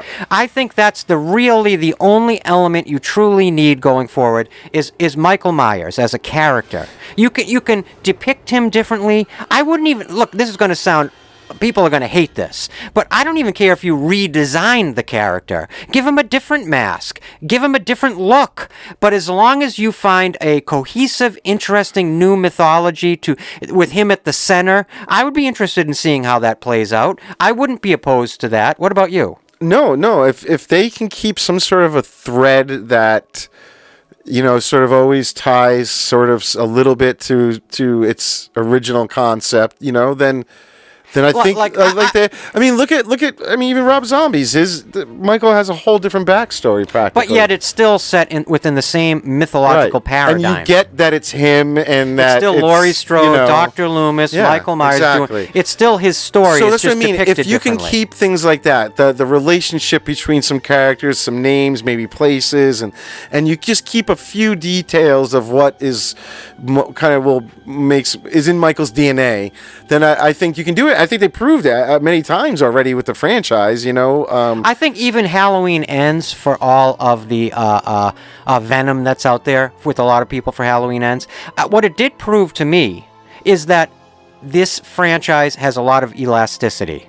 And you can try different things and different models and different interpretations and make interesting ideas work or not work depending on the audience. It kind of almost showed what didn't work too. The idea of waiting so long to show Michael in the Halloween film, right, having another antagonist in there, having what I mean. It's and some of it works, some of it didn't work. It depends, opinions and all that. But it left things a little polarizing, definitely. So getting back to Resurrection, like I always ask you. The trailer we watched, would it get your ass in a seat in the theater?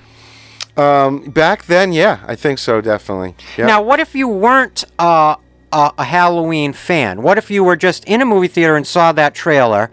Let's say you know what Halloween is as a franchise, but let's say you hadn't seen any of the films. Would you have gone to that movie based on that trailer? Truthfully, probably not, actually. Yeah, I don't think I would either. No. I think I needed that. You need that connection to want to know why Michael's back and why is Laurie there. Now, anything that sounds like myself more than Joe, but if we sound like we're criticizing these trailers and we're about to have a interview or the conversation with someone who helped make them, we're not. Look the trailers are made extremely professionally.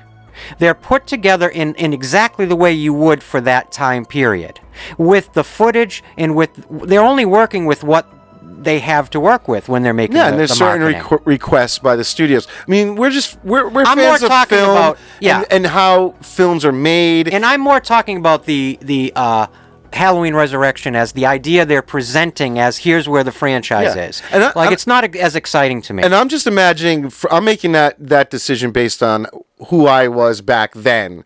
Yeah, you got to put yourself into the 1990s. Not just anybody, but I don't think I would have without already having a prior love for Halloween.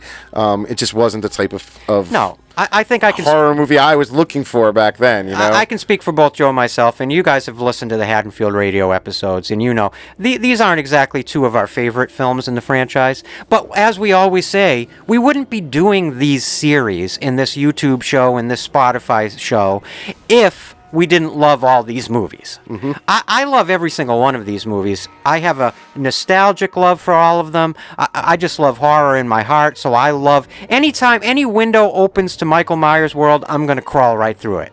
So I'm there. No matter what you're going to give to me. If it's got Michael Myers in it, I'm there, just like a lot of you guys, I'm sure. And really quick, I just want to say, while I have this quick moment, if you're taking time out of your busy lives and your busy schedule to listen to Joe and I babble on about the trailers for Halloween H20 and Halloween Resurrection, if you've taken time out of your life to do that, Joe and I appreciate you from the bottom of our hearts. Am I right? Yes. It really, and I'm not just saying that. Our blackened hearts. Exactly. Our decrepit little, broken, sad little old hearts. But we love you guys so much. Anytime we're here in Joe's basement in front of these mics talking about movies, like I always say, we always picture all you guys in here with us. And we love you guys. And anybody, past, present, or future, that's listening to us babble on right now, we just want you to know how much we appreciate you, how much your kindness and support means to us, and how much you guys you mean the world to us, and we love you. It's been amazing, and having this support for the second series here, Trailer Park, is even more amazing. And I think it's how lucky we are that one of our listeners is somebody who actually worked on and that's two of these trailers. That's how we came upon Keith Voss. He just they reached listened out to our us. show. He was just happened to be a fan, and when we brought up we were doing a trailer series, I mean, he reached out and said, "Guys, I got to talk about this." And the loop, like the snake eats its own tail, because now Joe and I are, of course, fans of Keith Voss. Oh God! So it's just so funny how that works. Somebody was listening to our show and appreciating our work. Now we get to appreciate their work. And it's like you were just saying, when we do this series, it's like we're all just hanging out. And the more of you guys that we actually get to meet over time and talk to, it keeps proving over and over again. And especially when we talk to someone like Keith here, how alike we all are. And that, we are all very much cut from the same cloth and have the same interests and loves. And it's so easy to get along with everybody that we talk to from the show. And Keith was a great guy to interview and have as our first interview ever for the show. And it's also why Joe and I appreciate the comment threads on all of our episodes so much, because through you guys leaving comments, it's just amazing how many incredibly knowledgeable, talented, creative, brilliant horror and Halloween and Nightmare on Elm Street and just horror fans are out there. And we learn so much from you guys and the information you bring to the comment section and to our live streams. And so I just want to say, I always say this as it's important, and it's very, very vital to all of the stuff that Joe and I do. We are not experts on any of this. We're just fans. So if there's something we got wrong, or something we missed, or a piece of information you guys know about these trailers that you want to add, put it in the comment section, because we love to learn, and we're always open to new stuff and making the show better. We're doing this show for you guys. If there's something we can be doing better, let us know. We really appreciate that. So leave a comment. And if you like this type of content and you haven't done so already, the only thing we'd ever ask of you is that you hit that subscribe button and hit the notification bell, only so we can let you know when new episodes of both Haddonfield Radio and the Trailer Park are going to air. And just to also let you know, if you want to listen to audio-only podcast versions of our original Haddonfield Radio episodes, you can now find them over on Spotify. All you have to do is search Haddonfield Radio Podcast, and you'll find our channel. Yep. That's right. So I think without further ado, we're going to get to our first interview for the series with Mr. Keith Voss. What a great conversation we had. If you guys find it, a fraction of it, as interesting as we find it, you're going to love it. Yeah, he's got great stories, great insight, and we just loved hanging out talking with this guy. So please stick around and like check it out. The Halloween franchise is not the only iconic franchise he worked on in terms of marketing. We talk about the Sam Raimi Spider-Man films. We talk about some Mad Max. His love for the Indiana Jones franchise. This guy is like I am with Star Wars. If you guys have picked up on the side, he has got a love for Indiana Jones. He may be one of the preeminent Indiana Jones expert fans that's out there, and I mean that. He hosts an incredible podcast you guys can find. He talks about it in the interview, but it's called the IndieCast. Yeah, we're going to put links. Usually you'll see in our comments here, we will put up a post where we might share links that relate to whatever we're talking about in the episode. So we're going to have some of his stuff linked up below. And his passion for film, for filmmaking, and for film appreciation, and music, music within film, I should say. And you'll see what we're talking about. He chose to position himself in our interview in front of his giant physical media collection. Oh, it's beautiful. We talk about it, and we get into the current need to continue physical media. So we cover a lot of bases. Yeah, we talk about everything. It's a really interesting conversation that extends even beyond horror and beyond the Halloween franchise. If you guys love movies, you're going to love this. So we're going to go bring you over to us talking to Keith D. Voss, and then we'll be back to wrap this up. All right, let's do it. So, hello, welcome everybody to Haddonfield Radio's very first interview. With us today, we have Mr. Keith Voss, all the way from Austria, right? Is that correct? Yeah, that's right. I live in Graz, Austria, where Arnold is from. Oh, wow. What brought you to Austria? So, My wife did. my wife is half Austrian, half American. To make kind of a very long story short, we met in New York City through some friends, and decided to give it a try. That was 16 years ago, and so yeah. Awesome. So now I guess we should mention we are chatting with you because you had Who is this guy? Yeah, Why I know. is he on the show? So I know you had the amazing pleasure of working on the actual trailers for both H20 and Halloween Resurrection, correct?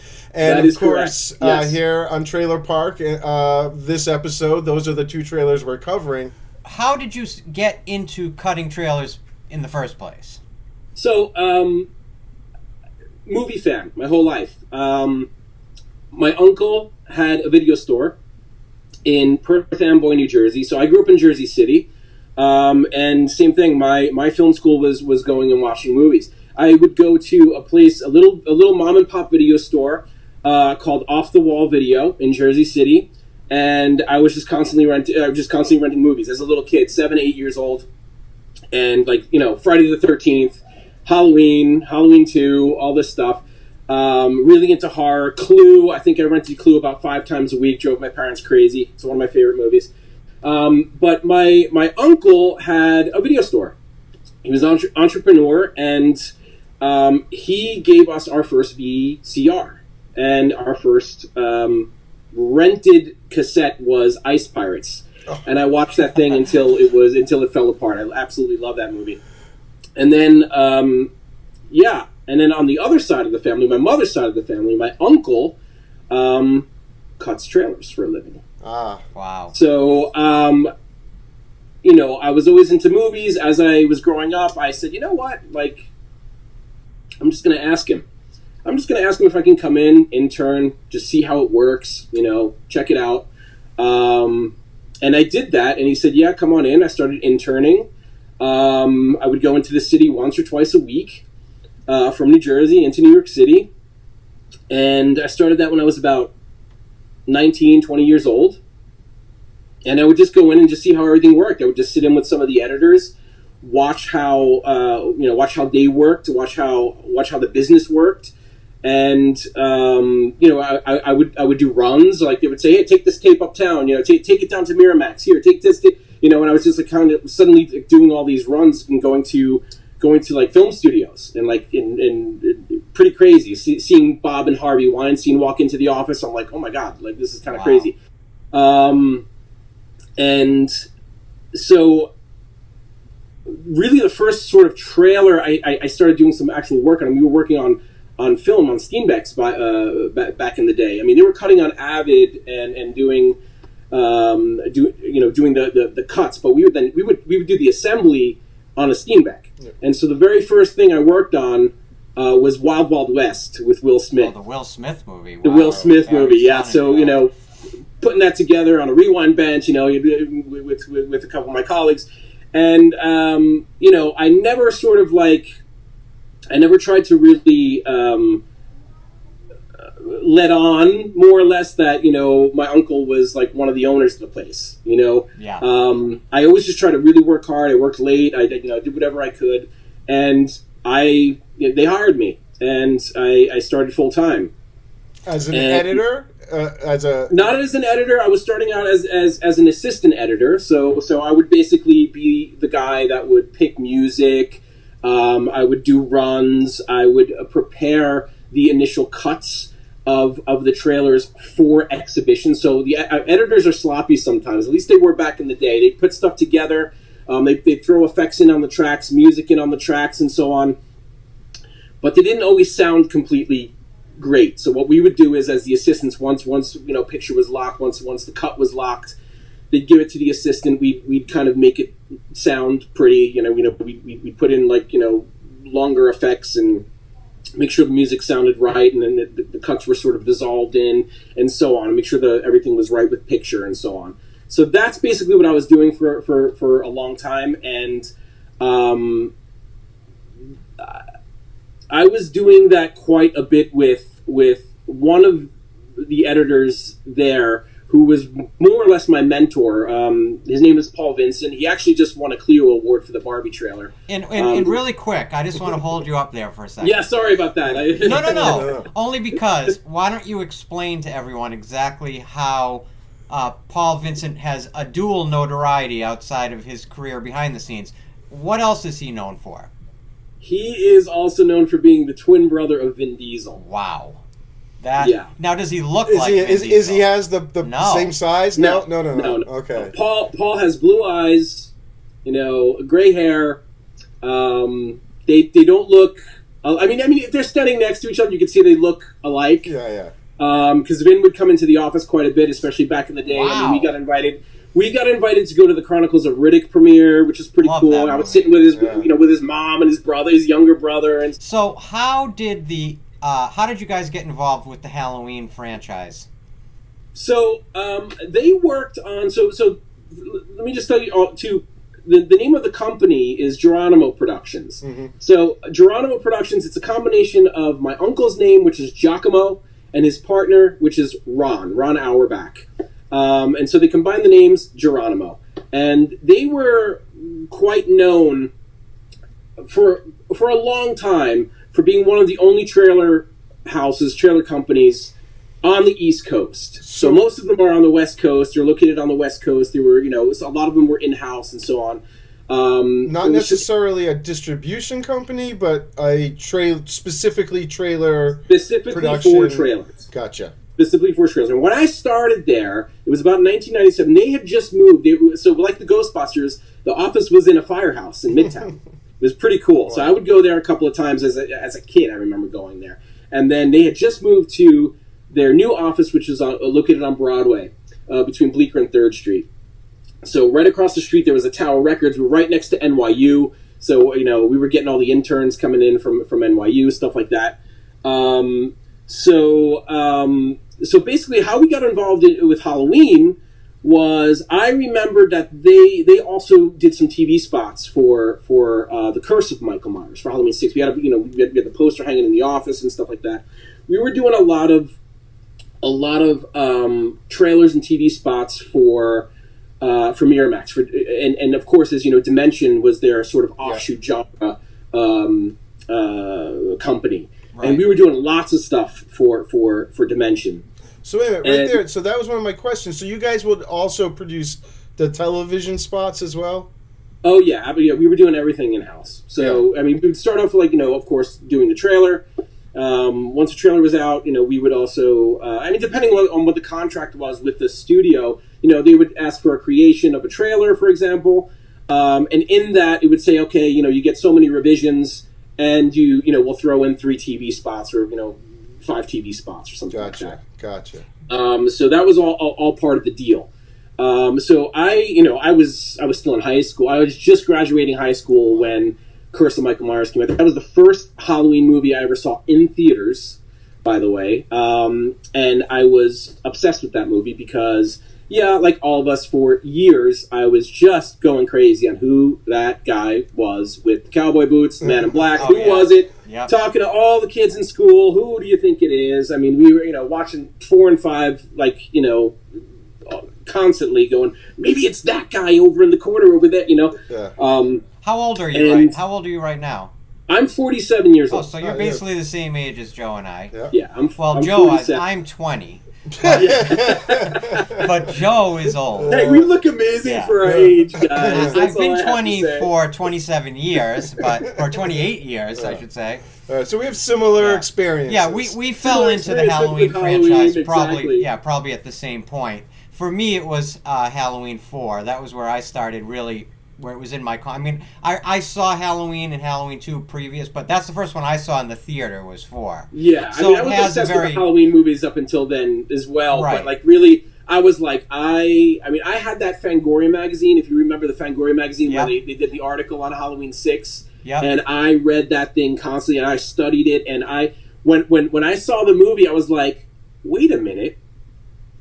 None of those things are in the movie. Right, yeah. Oh, wow. Now, we're going to get into that later when we talk a little bit about Halloween Resurrection.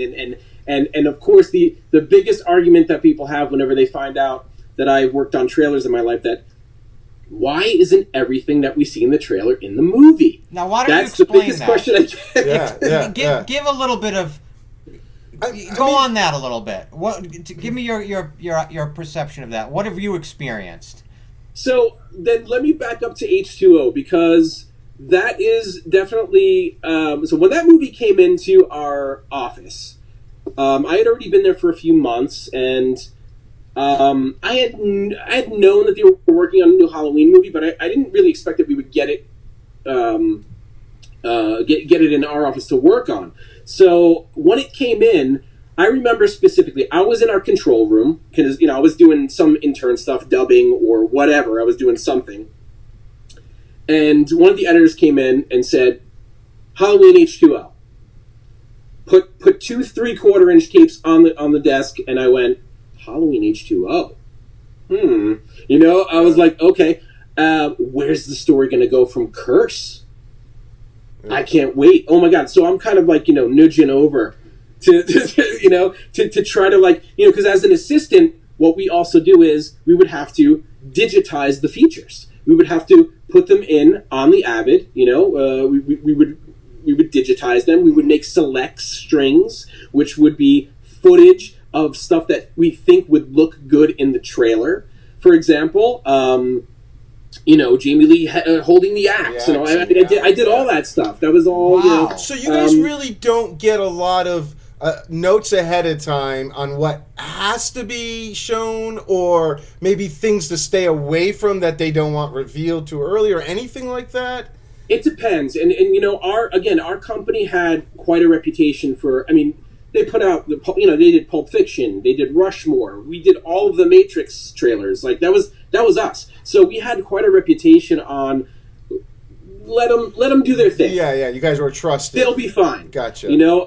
But however, after we would put out a creation, a version 1, we would get notes back from the studio and so on, and say, well, we kind of don't like this. Oh, it's too much Jamie Lee. Okay, well, we don't want to see Michael until the end, and blah, blah, blah, blah, blah. Right. Stuff like that. Yep. I can't remember anything specific. I'm just giving general examples of the types of notes that they would give us. Sure. Can I ask a quick question? Sure. What I'm curious about is, do you guys receive the finished film, or do you receive footage? Like, by the time you come in to start doing marketing, how much of the film is finished? It depends. It depends on the film. Because there were several times. Let's say we worked on Gangs of New York, Scorsese's Gangs of New York. We had hundreds of daily tapes, and we had to do our own assembly. We had to do our own assembly for. Do you remember the film The Assassination of Jesse James? Yep. Brad Pitt. The Brad Pitt movie, exactly. Yep. We worked on that. We assembled the movie. Like they gave us dailies. They didn't even have an assembly of the film yet. We put it together ourselves, and we made a cut of the movie essentially out of all of the dailies. Yeah, because we were like, what's the story here? Right. Like we didn't, sometimes they'll send us the script. Sometimes they'll send us. It depends. Sometimes we will get full features that already done, effects done, whatever. We'll get that. Like, do you ever receive a completed film and then you have to extract the trailer out of the completed film? Is that more usual than just receiving dailies or receiving, raw footage? Well, I don't know about now, but I would say then, yes, we would probably pull the trailer from more or less the completed film. So you're seeing the film way in advance? Yes. Wow. That's really interesting to me. So that's why I started inching my way over to H2O, because I was what happened after Curse. Right. And don't forget, we didn't get the producer's cut at that point yet. We only had Tommy, beat Michael up, and the mask is on the floor. We hear Loomis scream. We see the palm. Oh, all right. What happened? Yeah. What's going on here? What's the story? Where's it going to go from here? And H2O wasn't a very revealing title in terms of what you're going to get, really, right? And you're certainly not getting any. You must have been so disappointed. Well, yes and no, because when you hear H2O, the first thing everybody was thinking was, is it on a cruise ship? Are we getting Jason King's Manhattan 2 here? What's going on? H2O? What does that mean? And then I start thinking, okay, it's 20 years, and then Jamie Lee's back. Okay. Kevin Williamson. Okay, they started to. There's a lot of names being thrown around, and as to make kind of a long story short, we get the 3/4 inch tapes.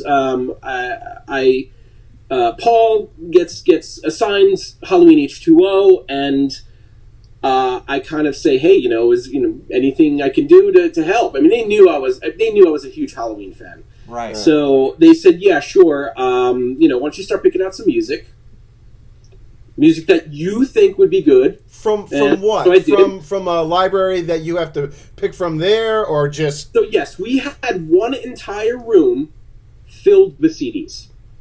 And another part of my job, so I think I mentioned before, we had Tower Records right across the street from us, more or less. Yeah. Right. We had an account there. So what I would do is, on new release day, I would go over and I would just buy a ton of soundtracks, new music. I'd come back with a stack, and I just especially Paul. Paul was very music heavy, music oriented. He really listened to a lot of interesting music. I mean, right now too. I mean, music is I'm a record collector. I have 1,000 records, mostly soundtracks. I collect soundtracks, and that comes from working there. Because Paul would just say, hey, listen to all these and tell me what you think. Is there anything, so I worked very closely with Paul, especially when it came to Halloween H20, because he wasn't really a big Halloween guy. He was, he's a very good editor, amazing vision, and amazing talent. Couldn't tell you anything that happened in Halloween, what was popular, what was good, what was, he didn't know anything. He didn't see any of those movies. So he said, pick out some music and come back to me with it. So I did that, and I'm pretty proud to say that every single piece of music that I picked made it into the trailer. Nice. Wow. So that because that was pretty exciting for me as an intern. At that point, anything you're getting from the studio has no soundtrack attached to it. Any of these dailies, right? Is it just basically footage without score, or you? It depends, but I remember specifically with Halloween H20. I mean, God, I don't need to tell you guys. You know the whole thing with Halloween H20 and the score. What happened there with Hoffman? Right. So there was a whole big thing, and I can't remember specifically if we got that Ottman CD. I remember that I think we got a DAT with some music that he was working on. Yeah.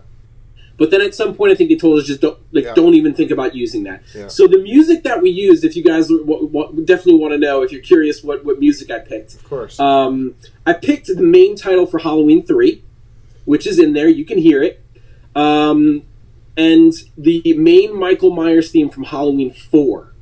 Gotcha. Okay. Because to me, that is the ultimate Michael Myers theme. Yeah. Is from Halloween 4. When the ambulance is taking him and through the rain. That for me, you can't get better than that. Yeah. Can't get any better than that. So that made it in, and also I was really into the movie Dark City then. And we had the CD, and there's a little piece of the Dark City music that made it in there. You guys Spawn fans? You remember the movie Spawn? Of course, yeah. Of course. So from the soundtrack, the very end, when Michael's lifting up the tables and you hear the ba ba ba ba ba ba ba ba, that is from the Spawn soundtrack. That's Orbital with Kirk Hammett. Oh, that's from Metallica. Wow. So, and I loved that soundtrack. I absolutely loved it. I was listening to that thing, every day. We're talking about the Spawn soundtrack. I was sorry? The Spawn soundtrack. The Spawn soundtrack. I loved that soundtrack. I actually really loved the Spawn movie. I know a lot of people... Some people like it in a campy way. Some people just dismiss it. But I actually think it's really cool. Me too. I was reading Spawn back in the day. Yeah, me too. I was, I love the HBO animated series that came out. That's nearly perfect. Absolutely, I completely agree. And I was listening to, on my drive to work. I also worked in a video store for a few years. Big surprise. And so from home to work, CD player, the Spawn soundtrack. So that piece of music, and growing up, I loved Metallica and so on. I was like, I wonder if that will fit in. And I gave it to him, and he was listening to it. And I remember his face, and he was going, yeah, but it's Halloween. Are they going to want to, I said, I just thought it would be an interesting idea because I noticed a lot of online criticism of the Halloween H2O trailer is that it's not really cut like a slasher movie. It's not really cut like a slasher movie trailer, but it's the 90s, guys. But that's also it's representative not only of what Halloween H2O became, right? Yes, as a kind of a distanced product from the Cult of Thorn trilogy and that style of Halloween film. That I would say Halloween H2O is almost like a drama with horror elements. I totally agree. You know what I'm saying? I really think they tried to go back to like the slightly bloodless John Carpenter version. And so to go back to what we were talking about before, was I disappointed because when I started digitizing that movie, I'm sitting there going, wait a minute. I said something's not right here. Now, I mean, I don't know if you guys can think of another series. I mean, I'm sure there's something out there, but I truly think that Halloween was one of the first like horror series, or maybe sequels in general, that sort of ignored previous movies. Maybe Jaws did that. Maybe Jaws 4, Jaws the Revenge, sort of like ignored Jaws 3 or whatever. But like to completely ignore like 4 or 5 different sequels and just say, no, we're going to start from here. Like, we didn't know that. So, and especially me as a fan, I didn't know that. I'm sitting down watching it and going, wait, that doesn't sound right. They haven't seen him since... Well, that's funny, because that's actually right where Timeline 2, basically, that's the branching point of Timeline 2, outside of the first movie, right? Yeah. So, that kind of... But yeah, you're right. It's a good point you make about other franchises. We've talked about it on Haddonfield Radio before, the way that it's so exclusive to the Halloween franchise. That it really use of is. timelines. Yeah. And it's such a... I think it's an accidentally brilliant thing. I don't think that it was ever set out intentionally to do this. But what it does allow you is to remember the point that reboot. you made, too. Yeah, Christian, sorry. I remember the point that you made that, like, it's kind of almost just like... Halloween 3 being an anthology film, let's say... Like, they still went the anthology route, but they just kept using Michael Myers. It's like it's pretty cool that they did. They're like, let's just tell different stories with the same character. I mean, like, the Friday the 13th timeline, for example, is I'm a huge Friday fan, and I mean that timeline's a mess after part 6, right? After part 6, things start to get really wonky. But like Halloween was just like, you know what? Let's start fresh. Let's kind of put all that to the side. We've told that story. Let's focus on this. And so as I'm digitizing it, I'm going, oh, I kind of see what they're doing here. All of that stuff sort of like, the fact that it wasn't continuing on from Curse, like I kind of like threw that all behind me, and I was really into the story that they were telling. But at some point, it was a sequel, guys. Yeah. Right. It was a sequel. There was a lot of stuff that was written. I mean... We got, again, tons of dailies, too. I remember we got a tape only of Jamie Lee Curtis chopping Michael's head off from different angles. I think it was a 30-minute tape of, like, from above, from the side. So it's interesting because underneath. You've seen footage, probably, that extreme minority of people on Earth have ever seen from that film. Yeah. I'd say the production, the clients, and us. Yeah. And there are people out there that would probably literally kill to see that stuff. Of course. But was there any... Still sitting on a shelf somewhere in New York City, right? Just taking H2O for a moment. Was there any substantial footage, plot material, or story material that didn't end up in the film that nobody knows about but you? That you want to share? That nobody knows about? Probably not, because I think everything has sort of been But did you ever see anything that you say that sticks out to you to say, wow, that wasn't in the movie, but anything interesting that you saw in the footage that didn't end up in the film that people don't know about, basically? I think that, I mean, yes. I saw what the mask looked like before they CG'd it. I was to say, so now in the trailers, you see the 2 different masks. There's an early teaser when he's looking through the window, and then when the later one comes out. So is that something you guys are acutely aware of, and a change that is made because they've said, hey, we've changed the mask. You need to go and not show the old one anymore. Oh yeah, okay. I remember that specifically because the footage that we were getting.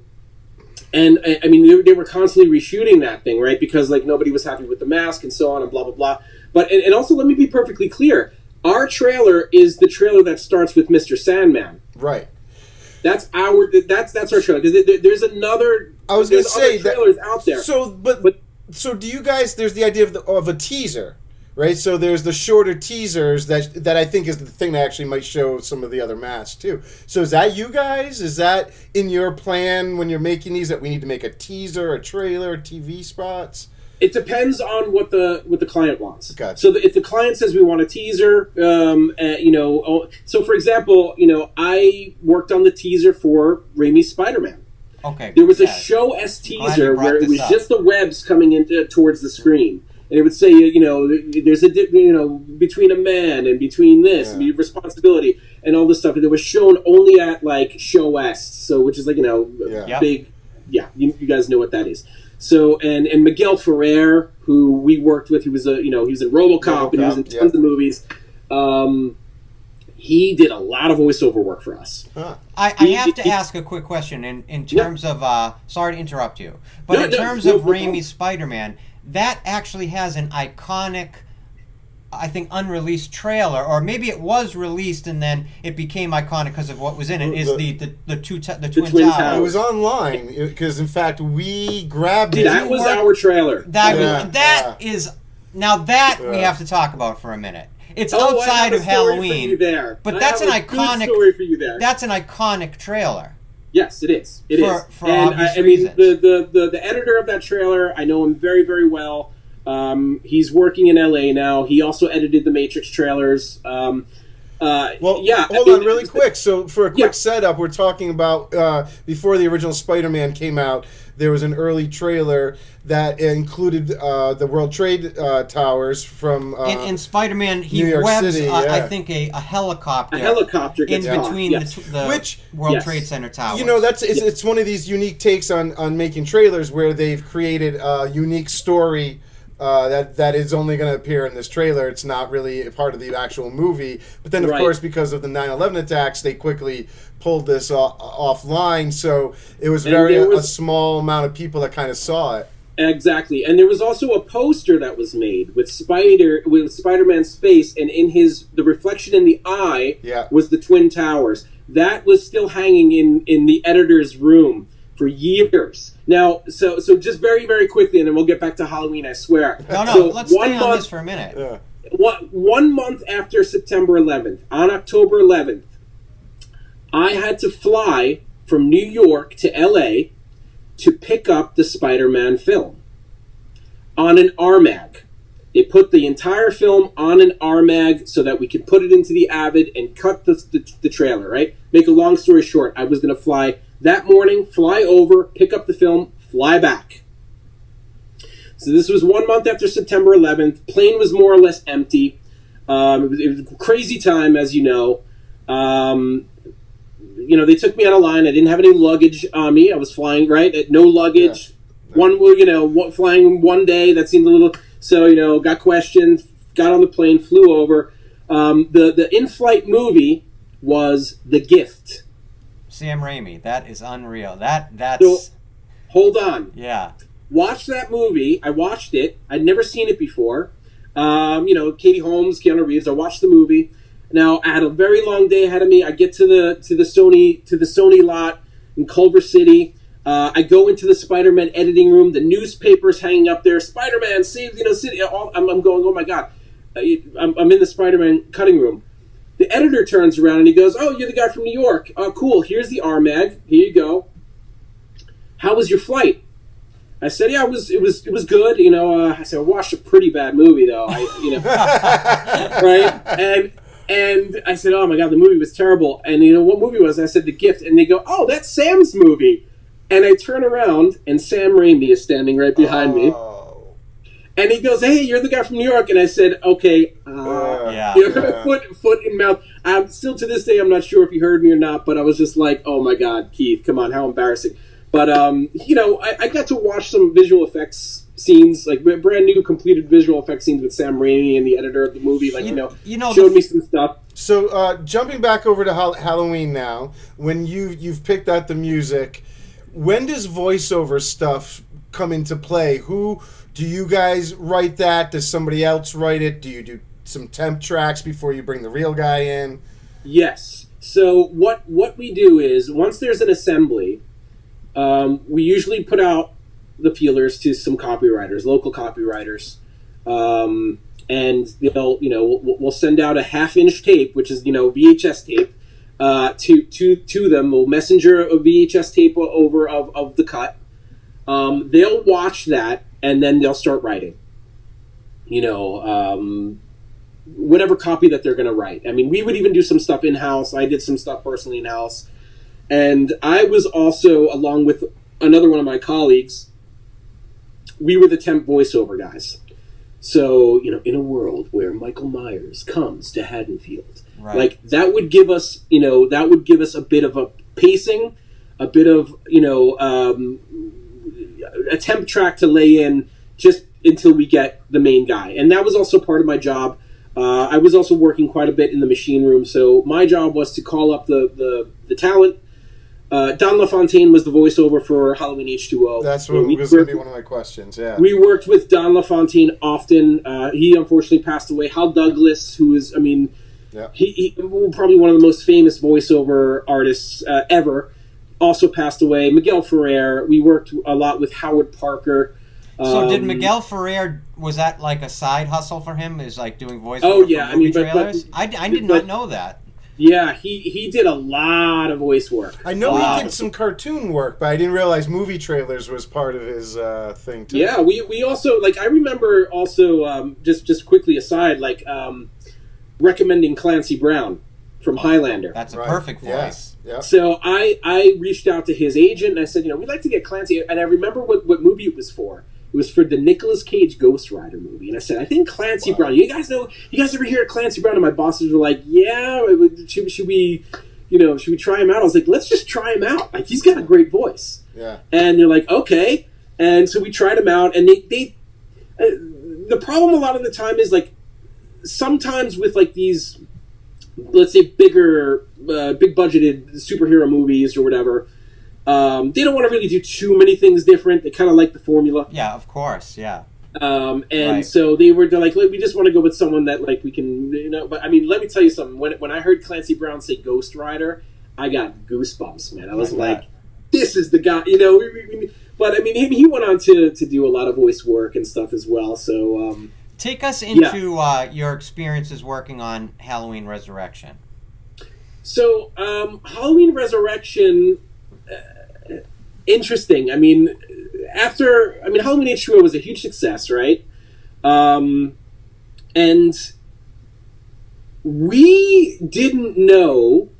Oh, to go back to your question before, we did get that footage, by the way, of Michael escaping. We got that footage.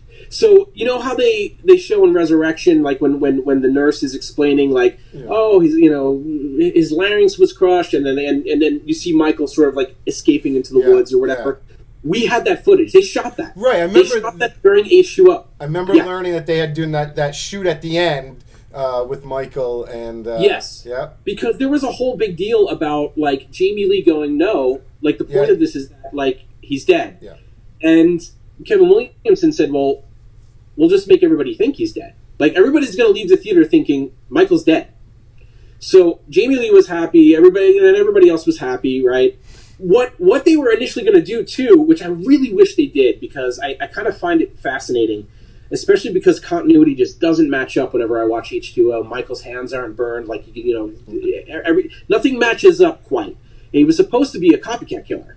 And that was I think it was supposed to be Adam Hambird. I think was the one actor. Right. Yes. He was supposed to be the killer, guys. That it was crazy, and it was supposed to be a copycat killer. But kind of really at the last second, they were like, no, we can't do that. Michael Myers. It's got to be Michael Myers.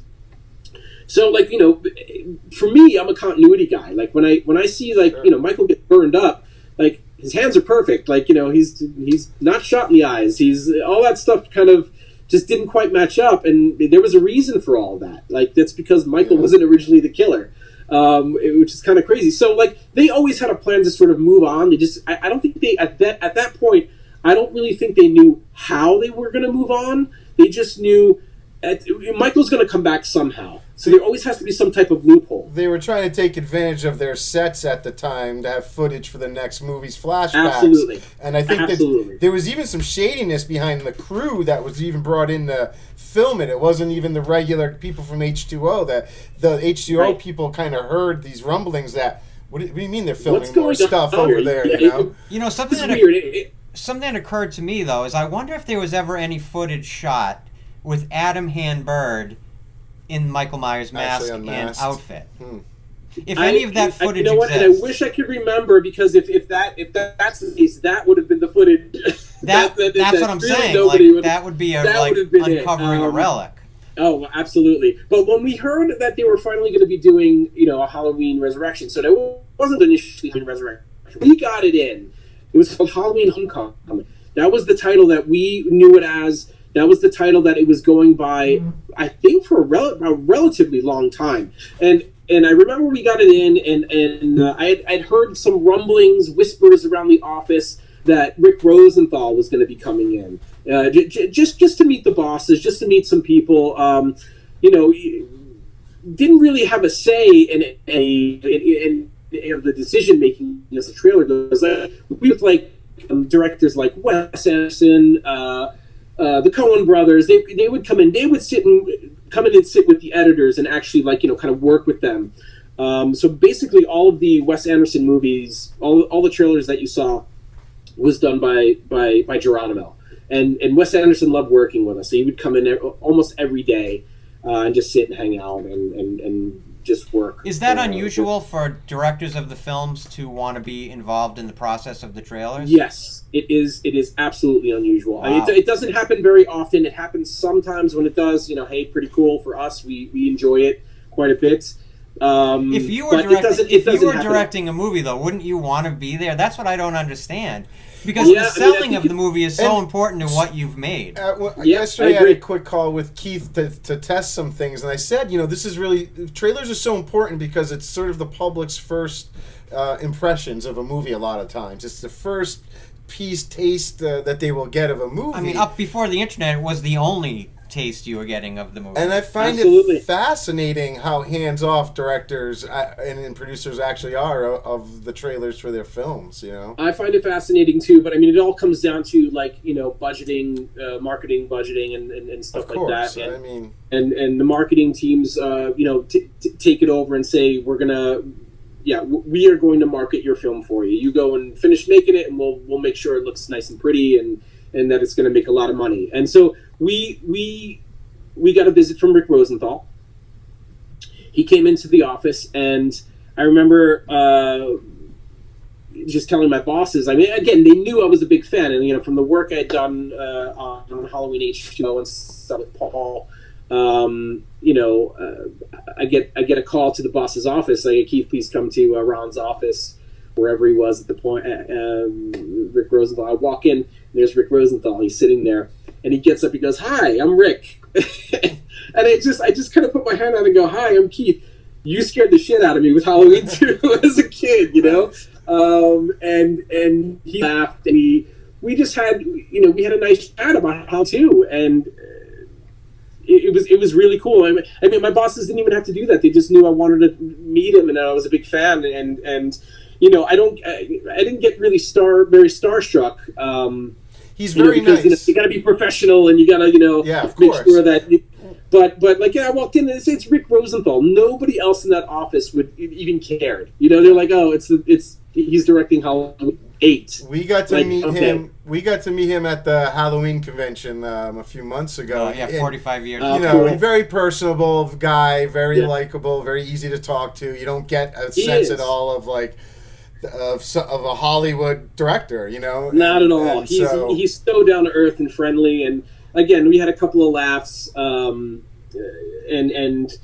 he didn't really talk up a lot of Halloween Resurrection, to be honest. We talked mostly about Halloween 2, and he kind of didn't really mention, from what I remember of the conversation. It was a 5 to 10 minute conversation. He didn't really talk that much about Halloween Resurrection, to be honest. But was that with you, and was he talking that with somebody else? Or was he strictly there just saying, hi, hey, I'm the guy who directed this, and have fun with my footage? Pretty much. Pretty much. He came in to talk also, like, I think, billing and so on. Yeah. Because, there was budgets, right? He was a seasoned director at that point. He knew how things worked. He probably didn't have any expectations of having to put any input on it.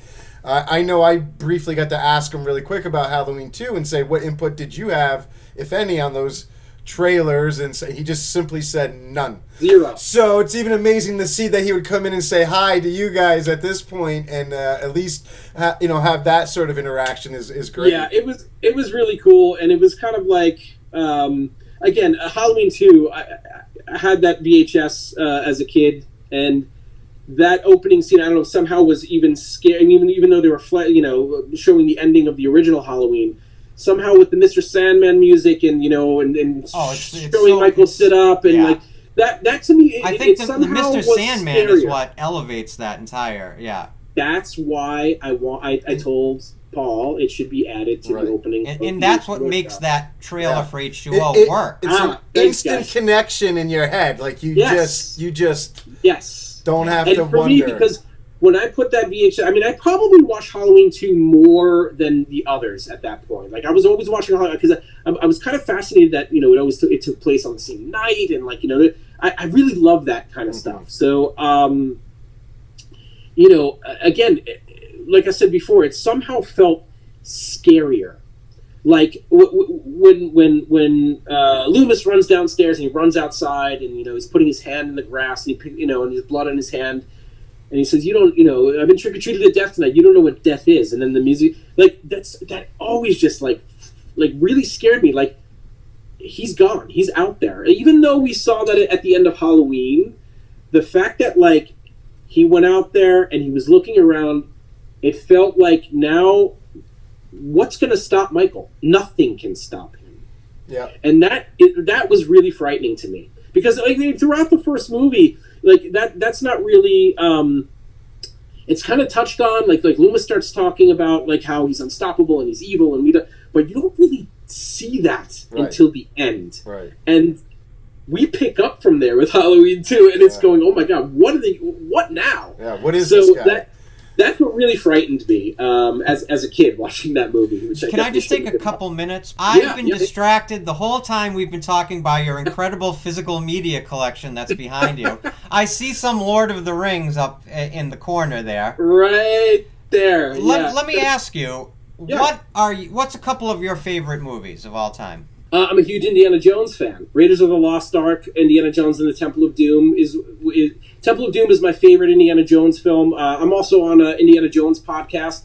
I've written full screenplays for Indiana Jones and made them into radio plays. What's the podcast? Throw a little plug out there. The IndieCast, hosted by Ed Dallista. So my podcasting partner, Joe Stuber, who also does an amazing podcast called Comic Book Central. Him and I, we would go over all of the Marvel Comics, Further Adventures of Indiana Jones comics. We reviewed every single one of them. We've interviewed all of the makers. We even interviewed Stan Lee. We've been all over that series, the Dark Horse comics, all of the movie adaptations. We've interviewed them all the creators, the artists. I'm a big John Carpenter fan, Big Trouble in Little China. My uncle also cut the trailer to that. I got to see that movie before it came out in theaters. Wow. I went to his house. He had a VHS tape of it with the time code at the bottom and said, watch this movie. And yeah, Big Trouble in Little China is one of my favorites. My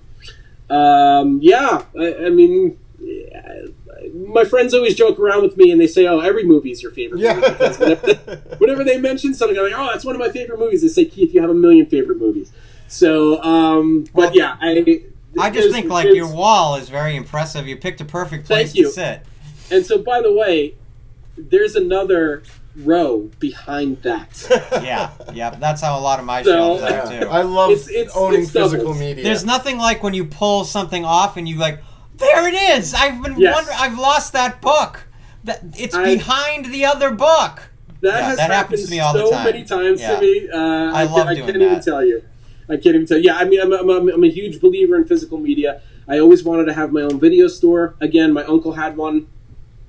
And I spent a lot of my childhood going to a video store, and it was kind of like it was something I always wanted to do, and now I do have one. It was a rite of passage for people our age, just absolutely to live in the video store, it's at like a certain age, People would. There's a lot of people that could make the argument, and I can kind of see some of it, that having the video store open 24 hours a day, 365 days a year, like at 3 in the morning, I can get any movie in the world I want. Well, that is exciting, but nothing compares to that feeling of it's new release day and I've got to get to the video store.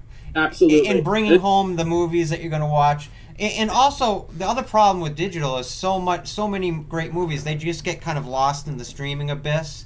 In the video store, movies always had a chance of being picked up. And remember when you go in and there was just that huge wall of just the same title? There was like 30 of them. Yes. And there was just always something about that. I remember going into off-the-wall video and always looking specifically for. Do you remember the Judge Reinhold movie Offbeat? Do you remember that movie? He plays a cop. That one actually escapes me, strangely. Okay, I was like, for some reason, that cover, I needed to see that movie. I just was like, I need to see that movie. And I think I went to the video store. I was only about a 10-minute walk away, something like that. I just kept going back and forth. Did it come in yet? And I think that's something that's sort of lost today on, like, just going on the hunt. I think things are too accessible, which is not a bad thing. But, if we're also being sort of, we kind of came in between the middle of things, right? It's the same thing with like mobile phones, cell phones, and smartphones and stuff. We kind of came in sort of in the middle of all that. So we had most of our lives without it, and the rest of our lives are with it. So it's the same thing with video stores. And there's a lot of people growing up now that just didn't have video stores. They don't even. It's just like a vestigial concept to yeah, absolutely. So and a video store. Like I try to keep it somehow alive. Whenever some friends or family members come over, like they always love to like poke through it. Well, that's what I was just going to say. If I was where you are now, I'd be going through all your looking at everything and. Well, you guys are more than welcome. I want to watch this movie. I love this movie. That's you get that tactile feeling. And I kind of have my own theater here. I have a pull down screen and I have a projector. That's the way to do it. Give us a listen. Well, really quick, circling back to the Halloween trailers. Oh, is that what we're doing? I know.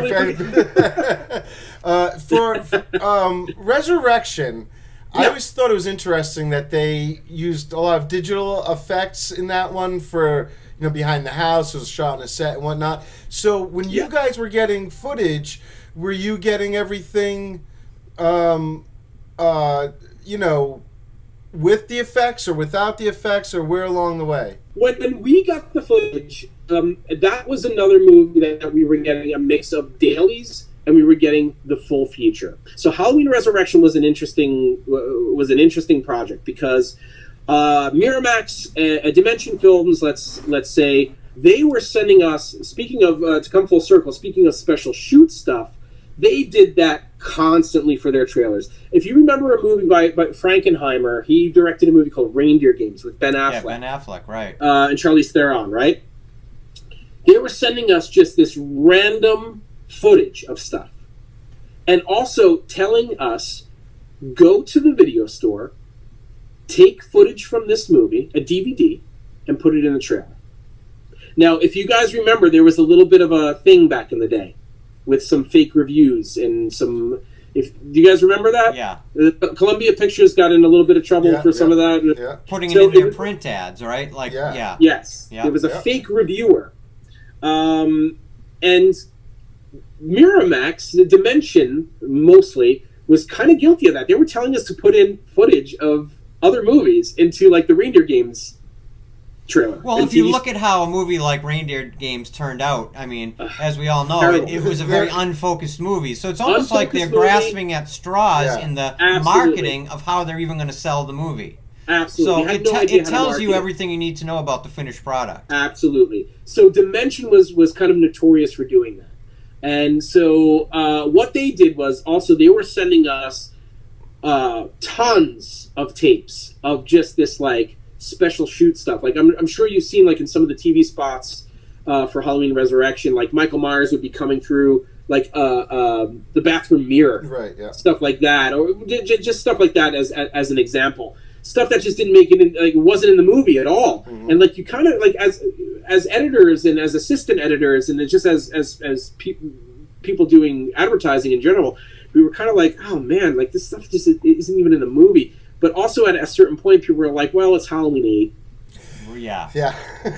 You know what I mean? Yeah. Who's really going to care about this when they go to the theater? Are they going to be like, oh wait, I didn't see that quick shot of Michael coming through the mirror in the bathroom? Right. They don't care about that. You know, we had to throw in some scares, and unfortunately, there weren't really a lot of them in Resurrection. At least in my opinion, there weren't a lot of really good scares. So they had to like do some focus shoots where they gave us some really good jump scares or some scary shots that we could actually whatever you need to get like asses in seats at the end of the day. That's right. Especially for a movie like Resurrection, which, like in my opinion, I guess a lot of Halloween fans' opinion, really not a great Halloween movie. What's your favorite? What's your favorite Halloween film? I'm probably gonna cause some controversy here, but I think my favorite is, well, obviously let's put the first one aside. The first one is a masterpiece. It is what it is, right? I like that idea. Yeah. As far as the other ones go, I think nostalgic wise and from the amount of excitement I had for it to watch it and what we actually got was The Curse of Michael Myers. I think it's probably I love watching that one. I love the music in that one. I actually really like the story. I think it's interesting. I love the producer's cut. But Halloween 3 is probably a close favorite. But Halloween 4, Halloween 4 is it. Like, that's the one. I would agree with that. Mm-hmm. Halloween 4 is just an amazing. I mean, like, they did it all right. Like, they basically remade the first Halloween in a really good way. Yeah, I think Dwight Little doesn't get enough credit. Well, maybe he does. I agree. I hope with all this talk of him saying he wants to do a Halloween 4 2 for kind TV. Of thing, I that's hope his that comes TV to fruition. That would When we work with the timelines thing you do with Halloween, like, who cares? Let him go do his thing, right? Yeah, exactly. And now it's so much more accepted than it was back in the day. Like when that happened back in the day, people were like, "What are you doing?" Now you can, like, there's all kinds of multiverses and all kinds of, nobody cares if you pick up from here or here. Nobody cares anymore. We just want the stuff. Give us the stuff. What do you think? Any other last questions? My last question though about Resurrection, Busta Rhymes. What? It seems to me that the trailer plays heavily. Exactly. What? Yeah, exactly. But it seems like the trailer really relies on him being the star, more or less. At the time when they filmed the movie, they loved what he was doing. And as a matter of fact, I think when they were testing it, audiences, they wanted more Busta Rhymes. So were you guys responsible for the heavy focus, or was that in general the vibe from everything with this movie was to really play up Busta Rhymes being in it? So the fact that LL Cool J was getting so much like hype and everybody loved him in Halloween H20, I mean, he is one of the best characters in the movie. They wanted to do that again. And so they just, but I think, they just didn't expect LL Cool J to kind of be as popular as he was. At least I don't think so. Right. So they really were pushing it with Busta Rhymes. And it just was, there was so, oh my goodness. So I have to tell you guys, so we were getting tons of reaction shots. Like I was telling you, they were doing special shoots. We got a tape of Busta Rhymes. They were just throwing out random lines, close-ups, random lines, so that we could throw it in the TV spots and trailers. We got a full tape. We laughed so hard. It was just an hour of Busta Rhymes going, "Get out of the house!" You want me to say it more frantic? Like, more frantic? Like, okay. Get out of the house! An hour worth of that. And we, my colleague Orlando and I, we laughed at that. We still laugh at that. years later. Like I'll just call him and just say, "Get out of the house." I mean, it's just so funny. So we would get like tapes like that, that stuff that never made it into the movie, like I said, but like just special shoot stuff. Yeah, they were really pushing Busta, and he was supposed to be in what was going to be the sequel to Halloween Resurrection. He was supposed to be, exactly. But obviously, since the character and the movie got such negative. Well, I mean, both H2O and Resurrection are sort of right in the middle in terms of box office. In terms of the whole franchise, they're like just solidly right center. Well, they have a great marketing team at Dimension Films behind them. So just with you guys and everything else that.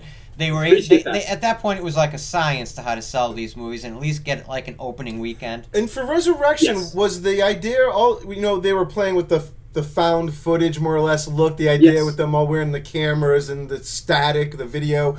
So did you guys have any of that in mind in your approach to the trailer, or did you still approach your trailer normally? Well, I mean, don't forget Blair Witch was like the biggest thing ever, right? So the fact that they can. That they were throwing that out there, and I think that's probably that's probably the most advice we got, or the most amount of notes that we got for the Resurrection trailer and the campaign in general was like maybe make it like Blair Witch, like take advantage of the fact that there's a lot of like found footage. Stuff like that, but again, a lot of that stuff is in good quality, and like if you can't see what's sort of going on, it's not really going to make for a great. It's not going to make for a great TV spot, guys. So we would push back on that a little bit, from what I remember. Again, we're going back over 20 years here, so but I mean, I remember they wanted to push a little bit of the found footage stuff for sure. Well, one last thing in general, so when you work on trailers.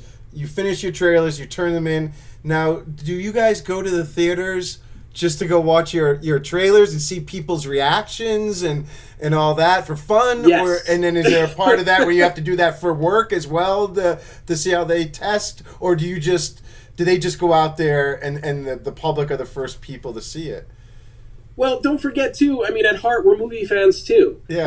So we're going to go to the movies, and it is a nice surprise. We do for a lot of the trailers, we do know which film they're going to be attached to, what they're playing in front of. So yeah, I've done that a couple of times. Go to the theater, like especially like the Spider-Man trailer. Oh my goodness, I'll never forget seeing the Spider-Man trailer with a crowd. Oh my goodness, that was just what an experience that was. And I was there with my girlfriend at the time. I was there with my girlfriend at the time, and and she knew like all the stuff that that I had done on, or our company had done, and I was just sitting there. I had tears in my eyes, and the whole crowd, really, that doesn't happen very often anymore. When the crowd just goes, "What? Yeah," and it just doesn't happen. And so, yes, we do go and see the trailers when we can. I mean, there's nothing like seeing it on a big screen because you're watching it and you're assembling it on a small screen for months. Months, and to finally be able to go and see it finished on a big screen, to hear how the final sound mix, everything, how it's put together, it's something special. It's definitely, there's no words for it unless you just go and experience it. And I did that a couple of times. I know a couple of the other editors in the company would go and do that too. And we did that quite often as a company. We were all friends, family, I just, a bunch of my old colleagues just got together in New York the other night and sent me a video. Oh, we miss you and stuff. So, I'm still in touch with them. I miss them. It was an amazing part of my life and career. And I still, I have a lot of DVDs here where my voice is on it because, my voice would sometimes be put in trailers and be finished with my voice and so on. One of my colleagues, he directed Open Water, Chris Kentis. Yeah. If you guys know that movie, that's my colleague. He worked right down the That's a found footage movie. Yeah. That's a found footage movie. Basically, I mean, basically. If you look in the credits... It's of that era. It is. And he went down every weekend to shoot that movie with his wife, and the actors, and that was it. Yeah. Shark Wrangler. I did a lot of sound effects and work on that movie. If you watch that movie, you watch the end credits. I get a thank you in there. So it was so cool to sort of be thrown into that, and suddenly you're working on this and you're doing this and you're working on Halloween. You're seeing it's like, this is pretty cool. Can I ask one quick Matrix question? Yes. When you guys are watching and cutting and putting those trailers together, were you already aware that, wow, this movie is going to be big? Yes. It seemed that way? Because at that point, Keanu Reeves had kind of fallen into a little bit of a valley in box office. Well, we initially thought, when we heard about it, our first thought was Johnny Mnemonic. Yeah, right. Right? We were like, oh, is this going to be like Johnny Mnemonic or whatever? So I went and picked up from the client who was in New York. I picked up a VHS tape of The Matrix. It just had a sticker on it, said Matrix. Yeah, had it in my hand. Went back, we started watching it, and we were like, to quote, whoa. Yeah. Really? We were like, what are we watching here? This is the new Star Wars. Yeah. This is the Star Wars for the internet's generation. Sure. It was incredible. Very first movie premiere I got to go to was Matrix Reloaded. Wow. We got invited to go to the Matrix 2. That was incredible. And also another little insider info here. A lot of the times where we were cutting the Matrix trailers, they were finished on almost the first, if not the second version. Sometimes we go to like version 50 on a trailer with revisions. The editor who worked on the Matrix trailers, they were finished version 1. I think Matrix Reloaded was finished on version 1. Of course, there were a couple of little things that had to get changed here and there. But like his first cut was the 1. That's amazing. So it could be as easy like that, or it can go into double digits for reindeer games. Yeah, you know what I mean? Really trying to fix a pile of junk, right? Absolutely. So yeah, it just all depends. It just all depends. Well, this is a lot of fun. This was great, Keith. What an amazing career, and you must have had it over there. And a beautiful DVD collection. Amazing. Well, hopefully one day we could do it again. Oh yeah. I'm counting on you guys to do season 3, Friday the 13th. Don't let me down. Yeah, I think we're going to be talking about that. That's tonight. my vote. Yeah, I think that's the general. It has to be done at some point for sure. It's going to be hard to escape doing that. Thank you for filling in some blanks for sure in how trailers are made. Pleasure, guys. Yeah. I'm such a fan of the show, really, and thank you guys for giving trailers their just desserts, because you know what, it is an art form. It deserves every bit as much attention as the film itself. I agree. You're telling a 2.5 minute story in order to get people interested in the larger story. Mm-hmm. So a lot of work goes into them. And the people that work on them are very talented. I'll just put it simply, talented artists. Yeah, absolutely. Storytellers. Yeah, storytellers. Yeah. So thank you guys for bringing attention to some of the more popular trailers for the series that we love. It's always one of those areas in filmmaking I feel like gets glossed over, and there's not even a lot of information on the internet. You think the internet, you have this preconceived notion of the internet has everything, but try to find out stuff about the making of trailers. It's not a lot out there. Not happening. It's really weird.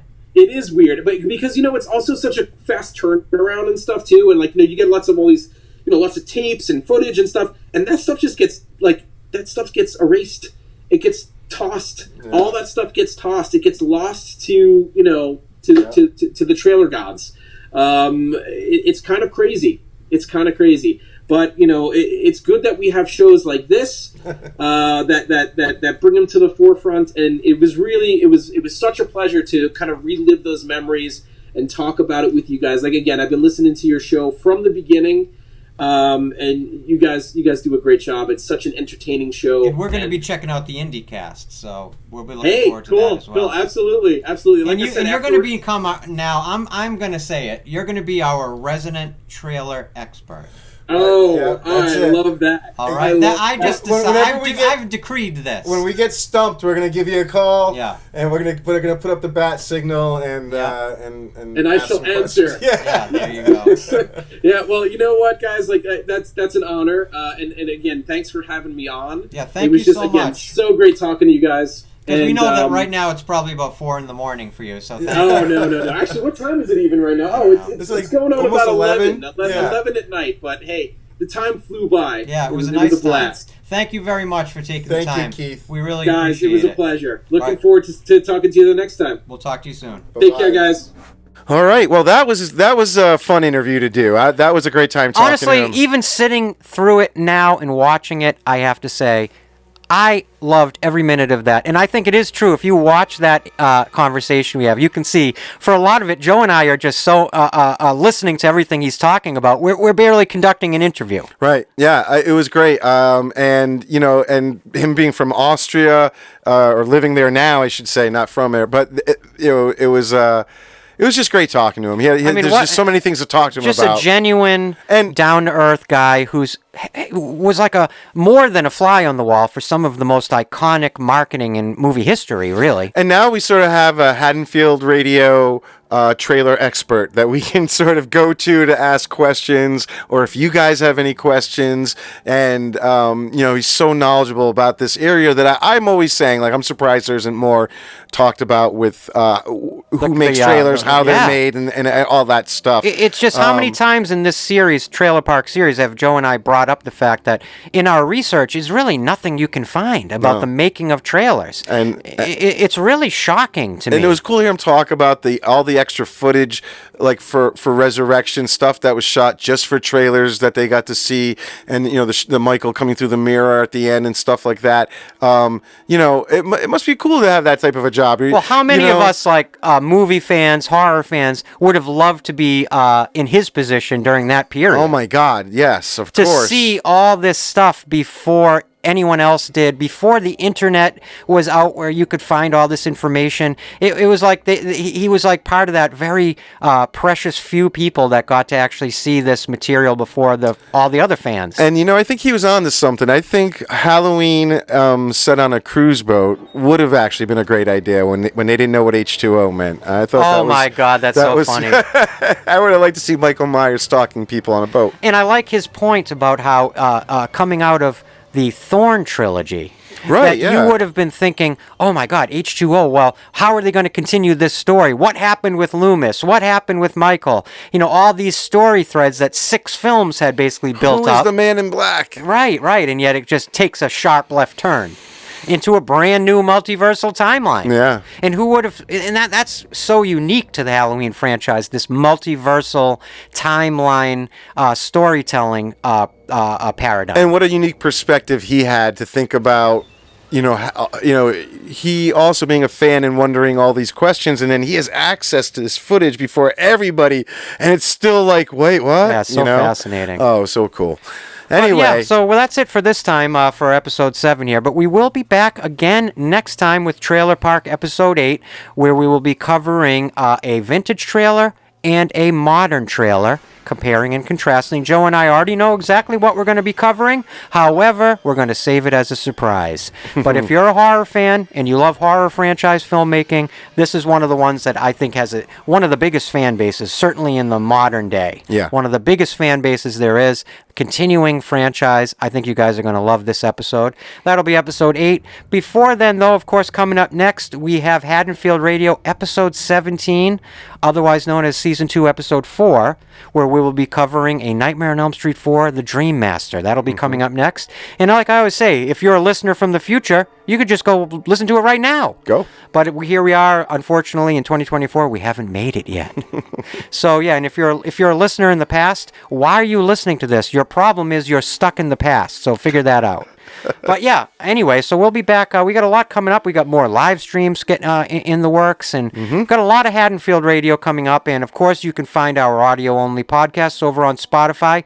And in the future, Joe and I will be producing a Spotify exclusive series that is TBD. You will be finding out about that in the near future. Details will slowly start coming out. Yeah, but we will be doing a Spotify exclusive series. So you want to get over there and follow us over there now. Yeah. Because that'll be the only place you can find this upcoming series. And you'll get notified when So it's go there. over to our Spotify channel, Haddonfield Radio Podcast, and give us a follow, and we'll let you know when that is going to premiere in the future. Yep. So a lot of good stuff coming up, and I just want to really sincerely thank Keith D. Voss for taking time out of his, and basically meeting us in the middle of the night in his time. Yeah, it was tough to get a time where we could all do it, where we're going to be awake. Of course, 6 hours ahead in Austria, and he was so kind to spend. I think we almost talked to him for a couple hours. Of course, we cut that down a little bit, but he was really generous with his time and with his knowledge. Yeah, and we hope to bring you guys more interviews going forward. It's just slowly something we are working on and kind of tweaking out technically the best way to accomplish these things. But anyway, there will be more This is like an interviews. extended episode of Trailer Park. We hope you guys enjoy it. If you guys like the extra heft and extra amount to listen to and watch, let us know, because we always are willing to keep babbling on and on and on, longer and longer and longer. There's always more we could have said and more we could have talked about. It's just we try not to go too long to keep you guys too long. But if you like the long episodes, let us know in the comment section. If you don't, let us know in the comment section. So anyway, anything else you want to say? Nope, that's it. Yeah, thank you so much, Keith Voss. Thank you, all of you guys, for taking time out of your busy lives and schedules to support Haddonfield Radio and to support the Trailer Park. I guess with that said, my name's Christian White. I'm Joe Francazio. And have a very happy Halloween.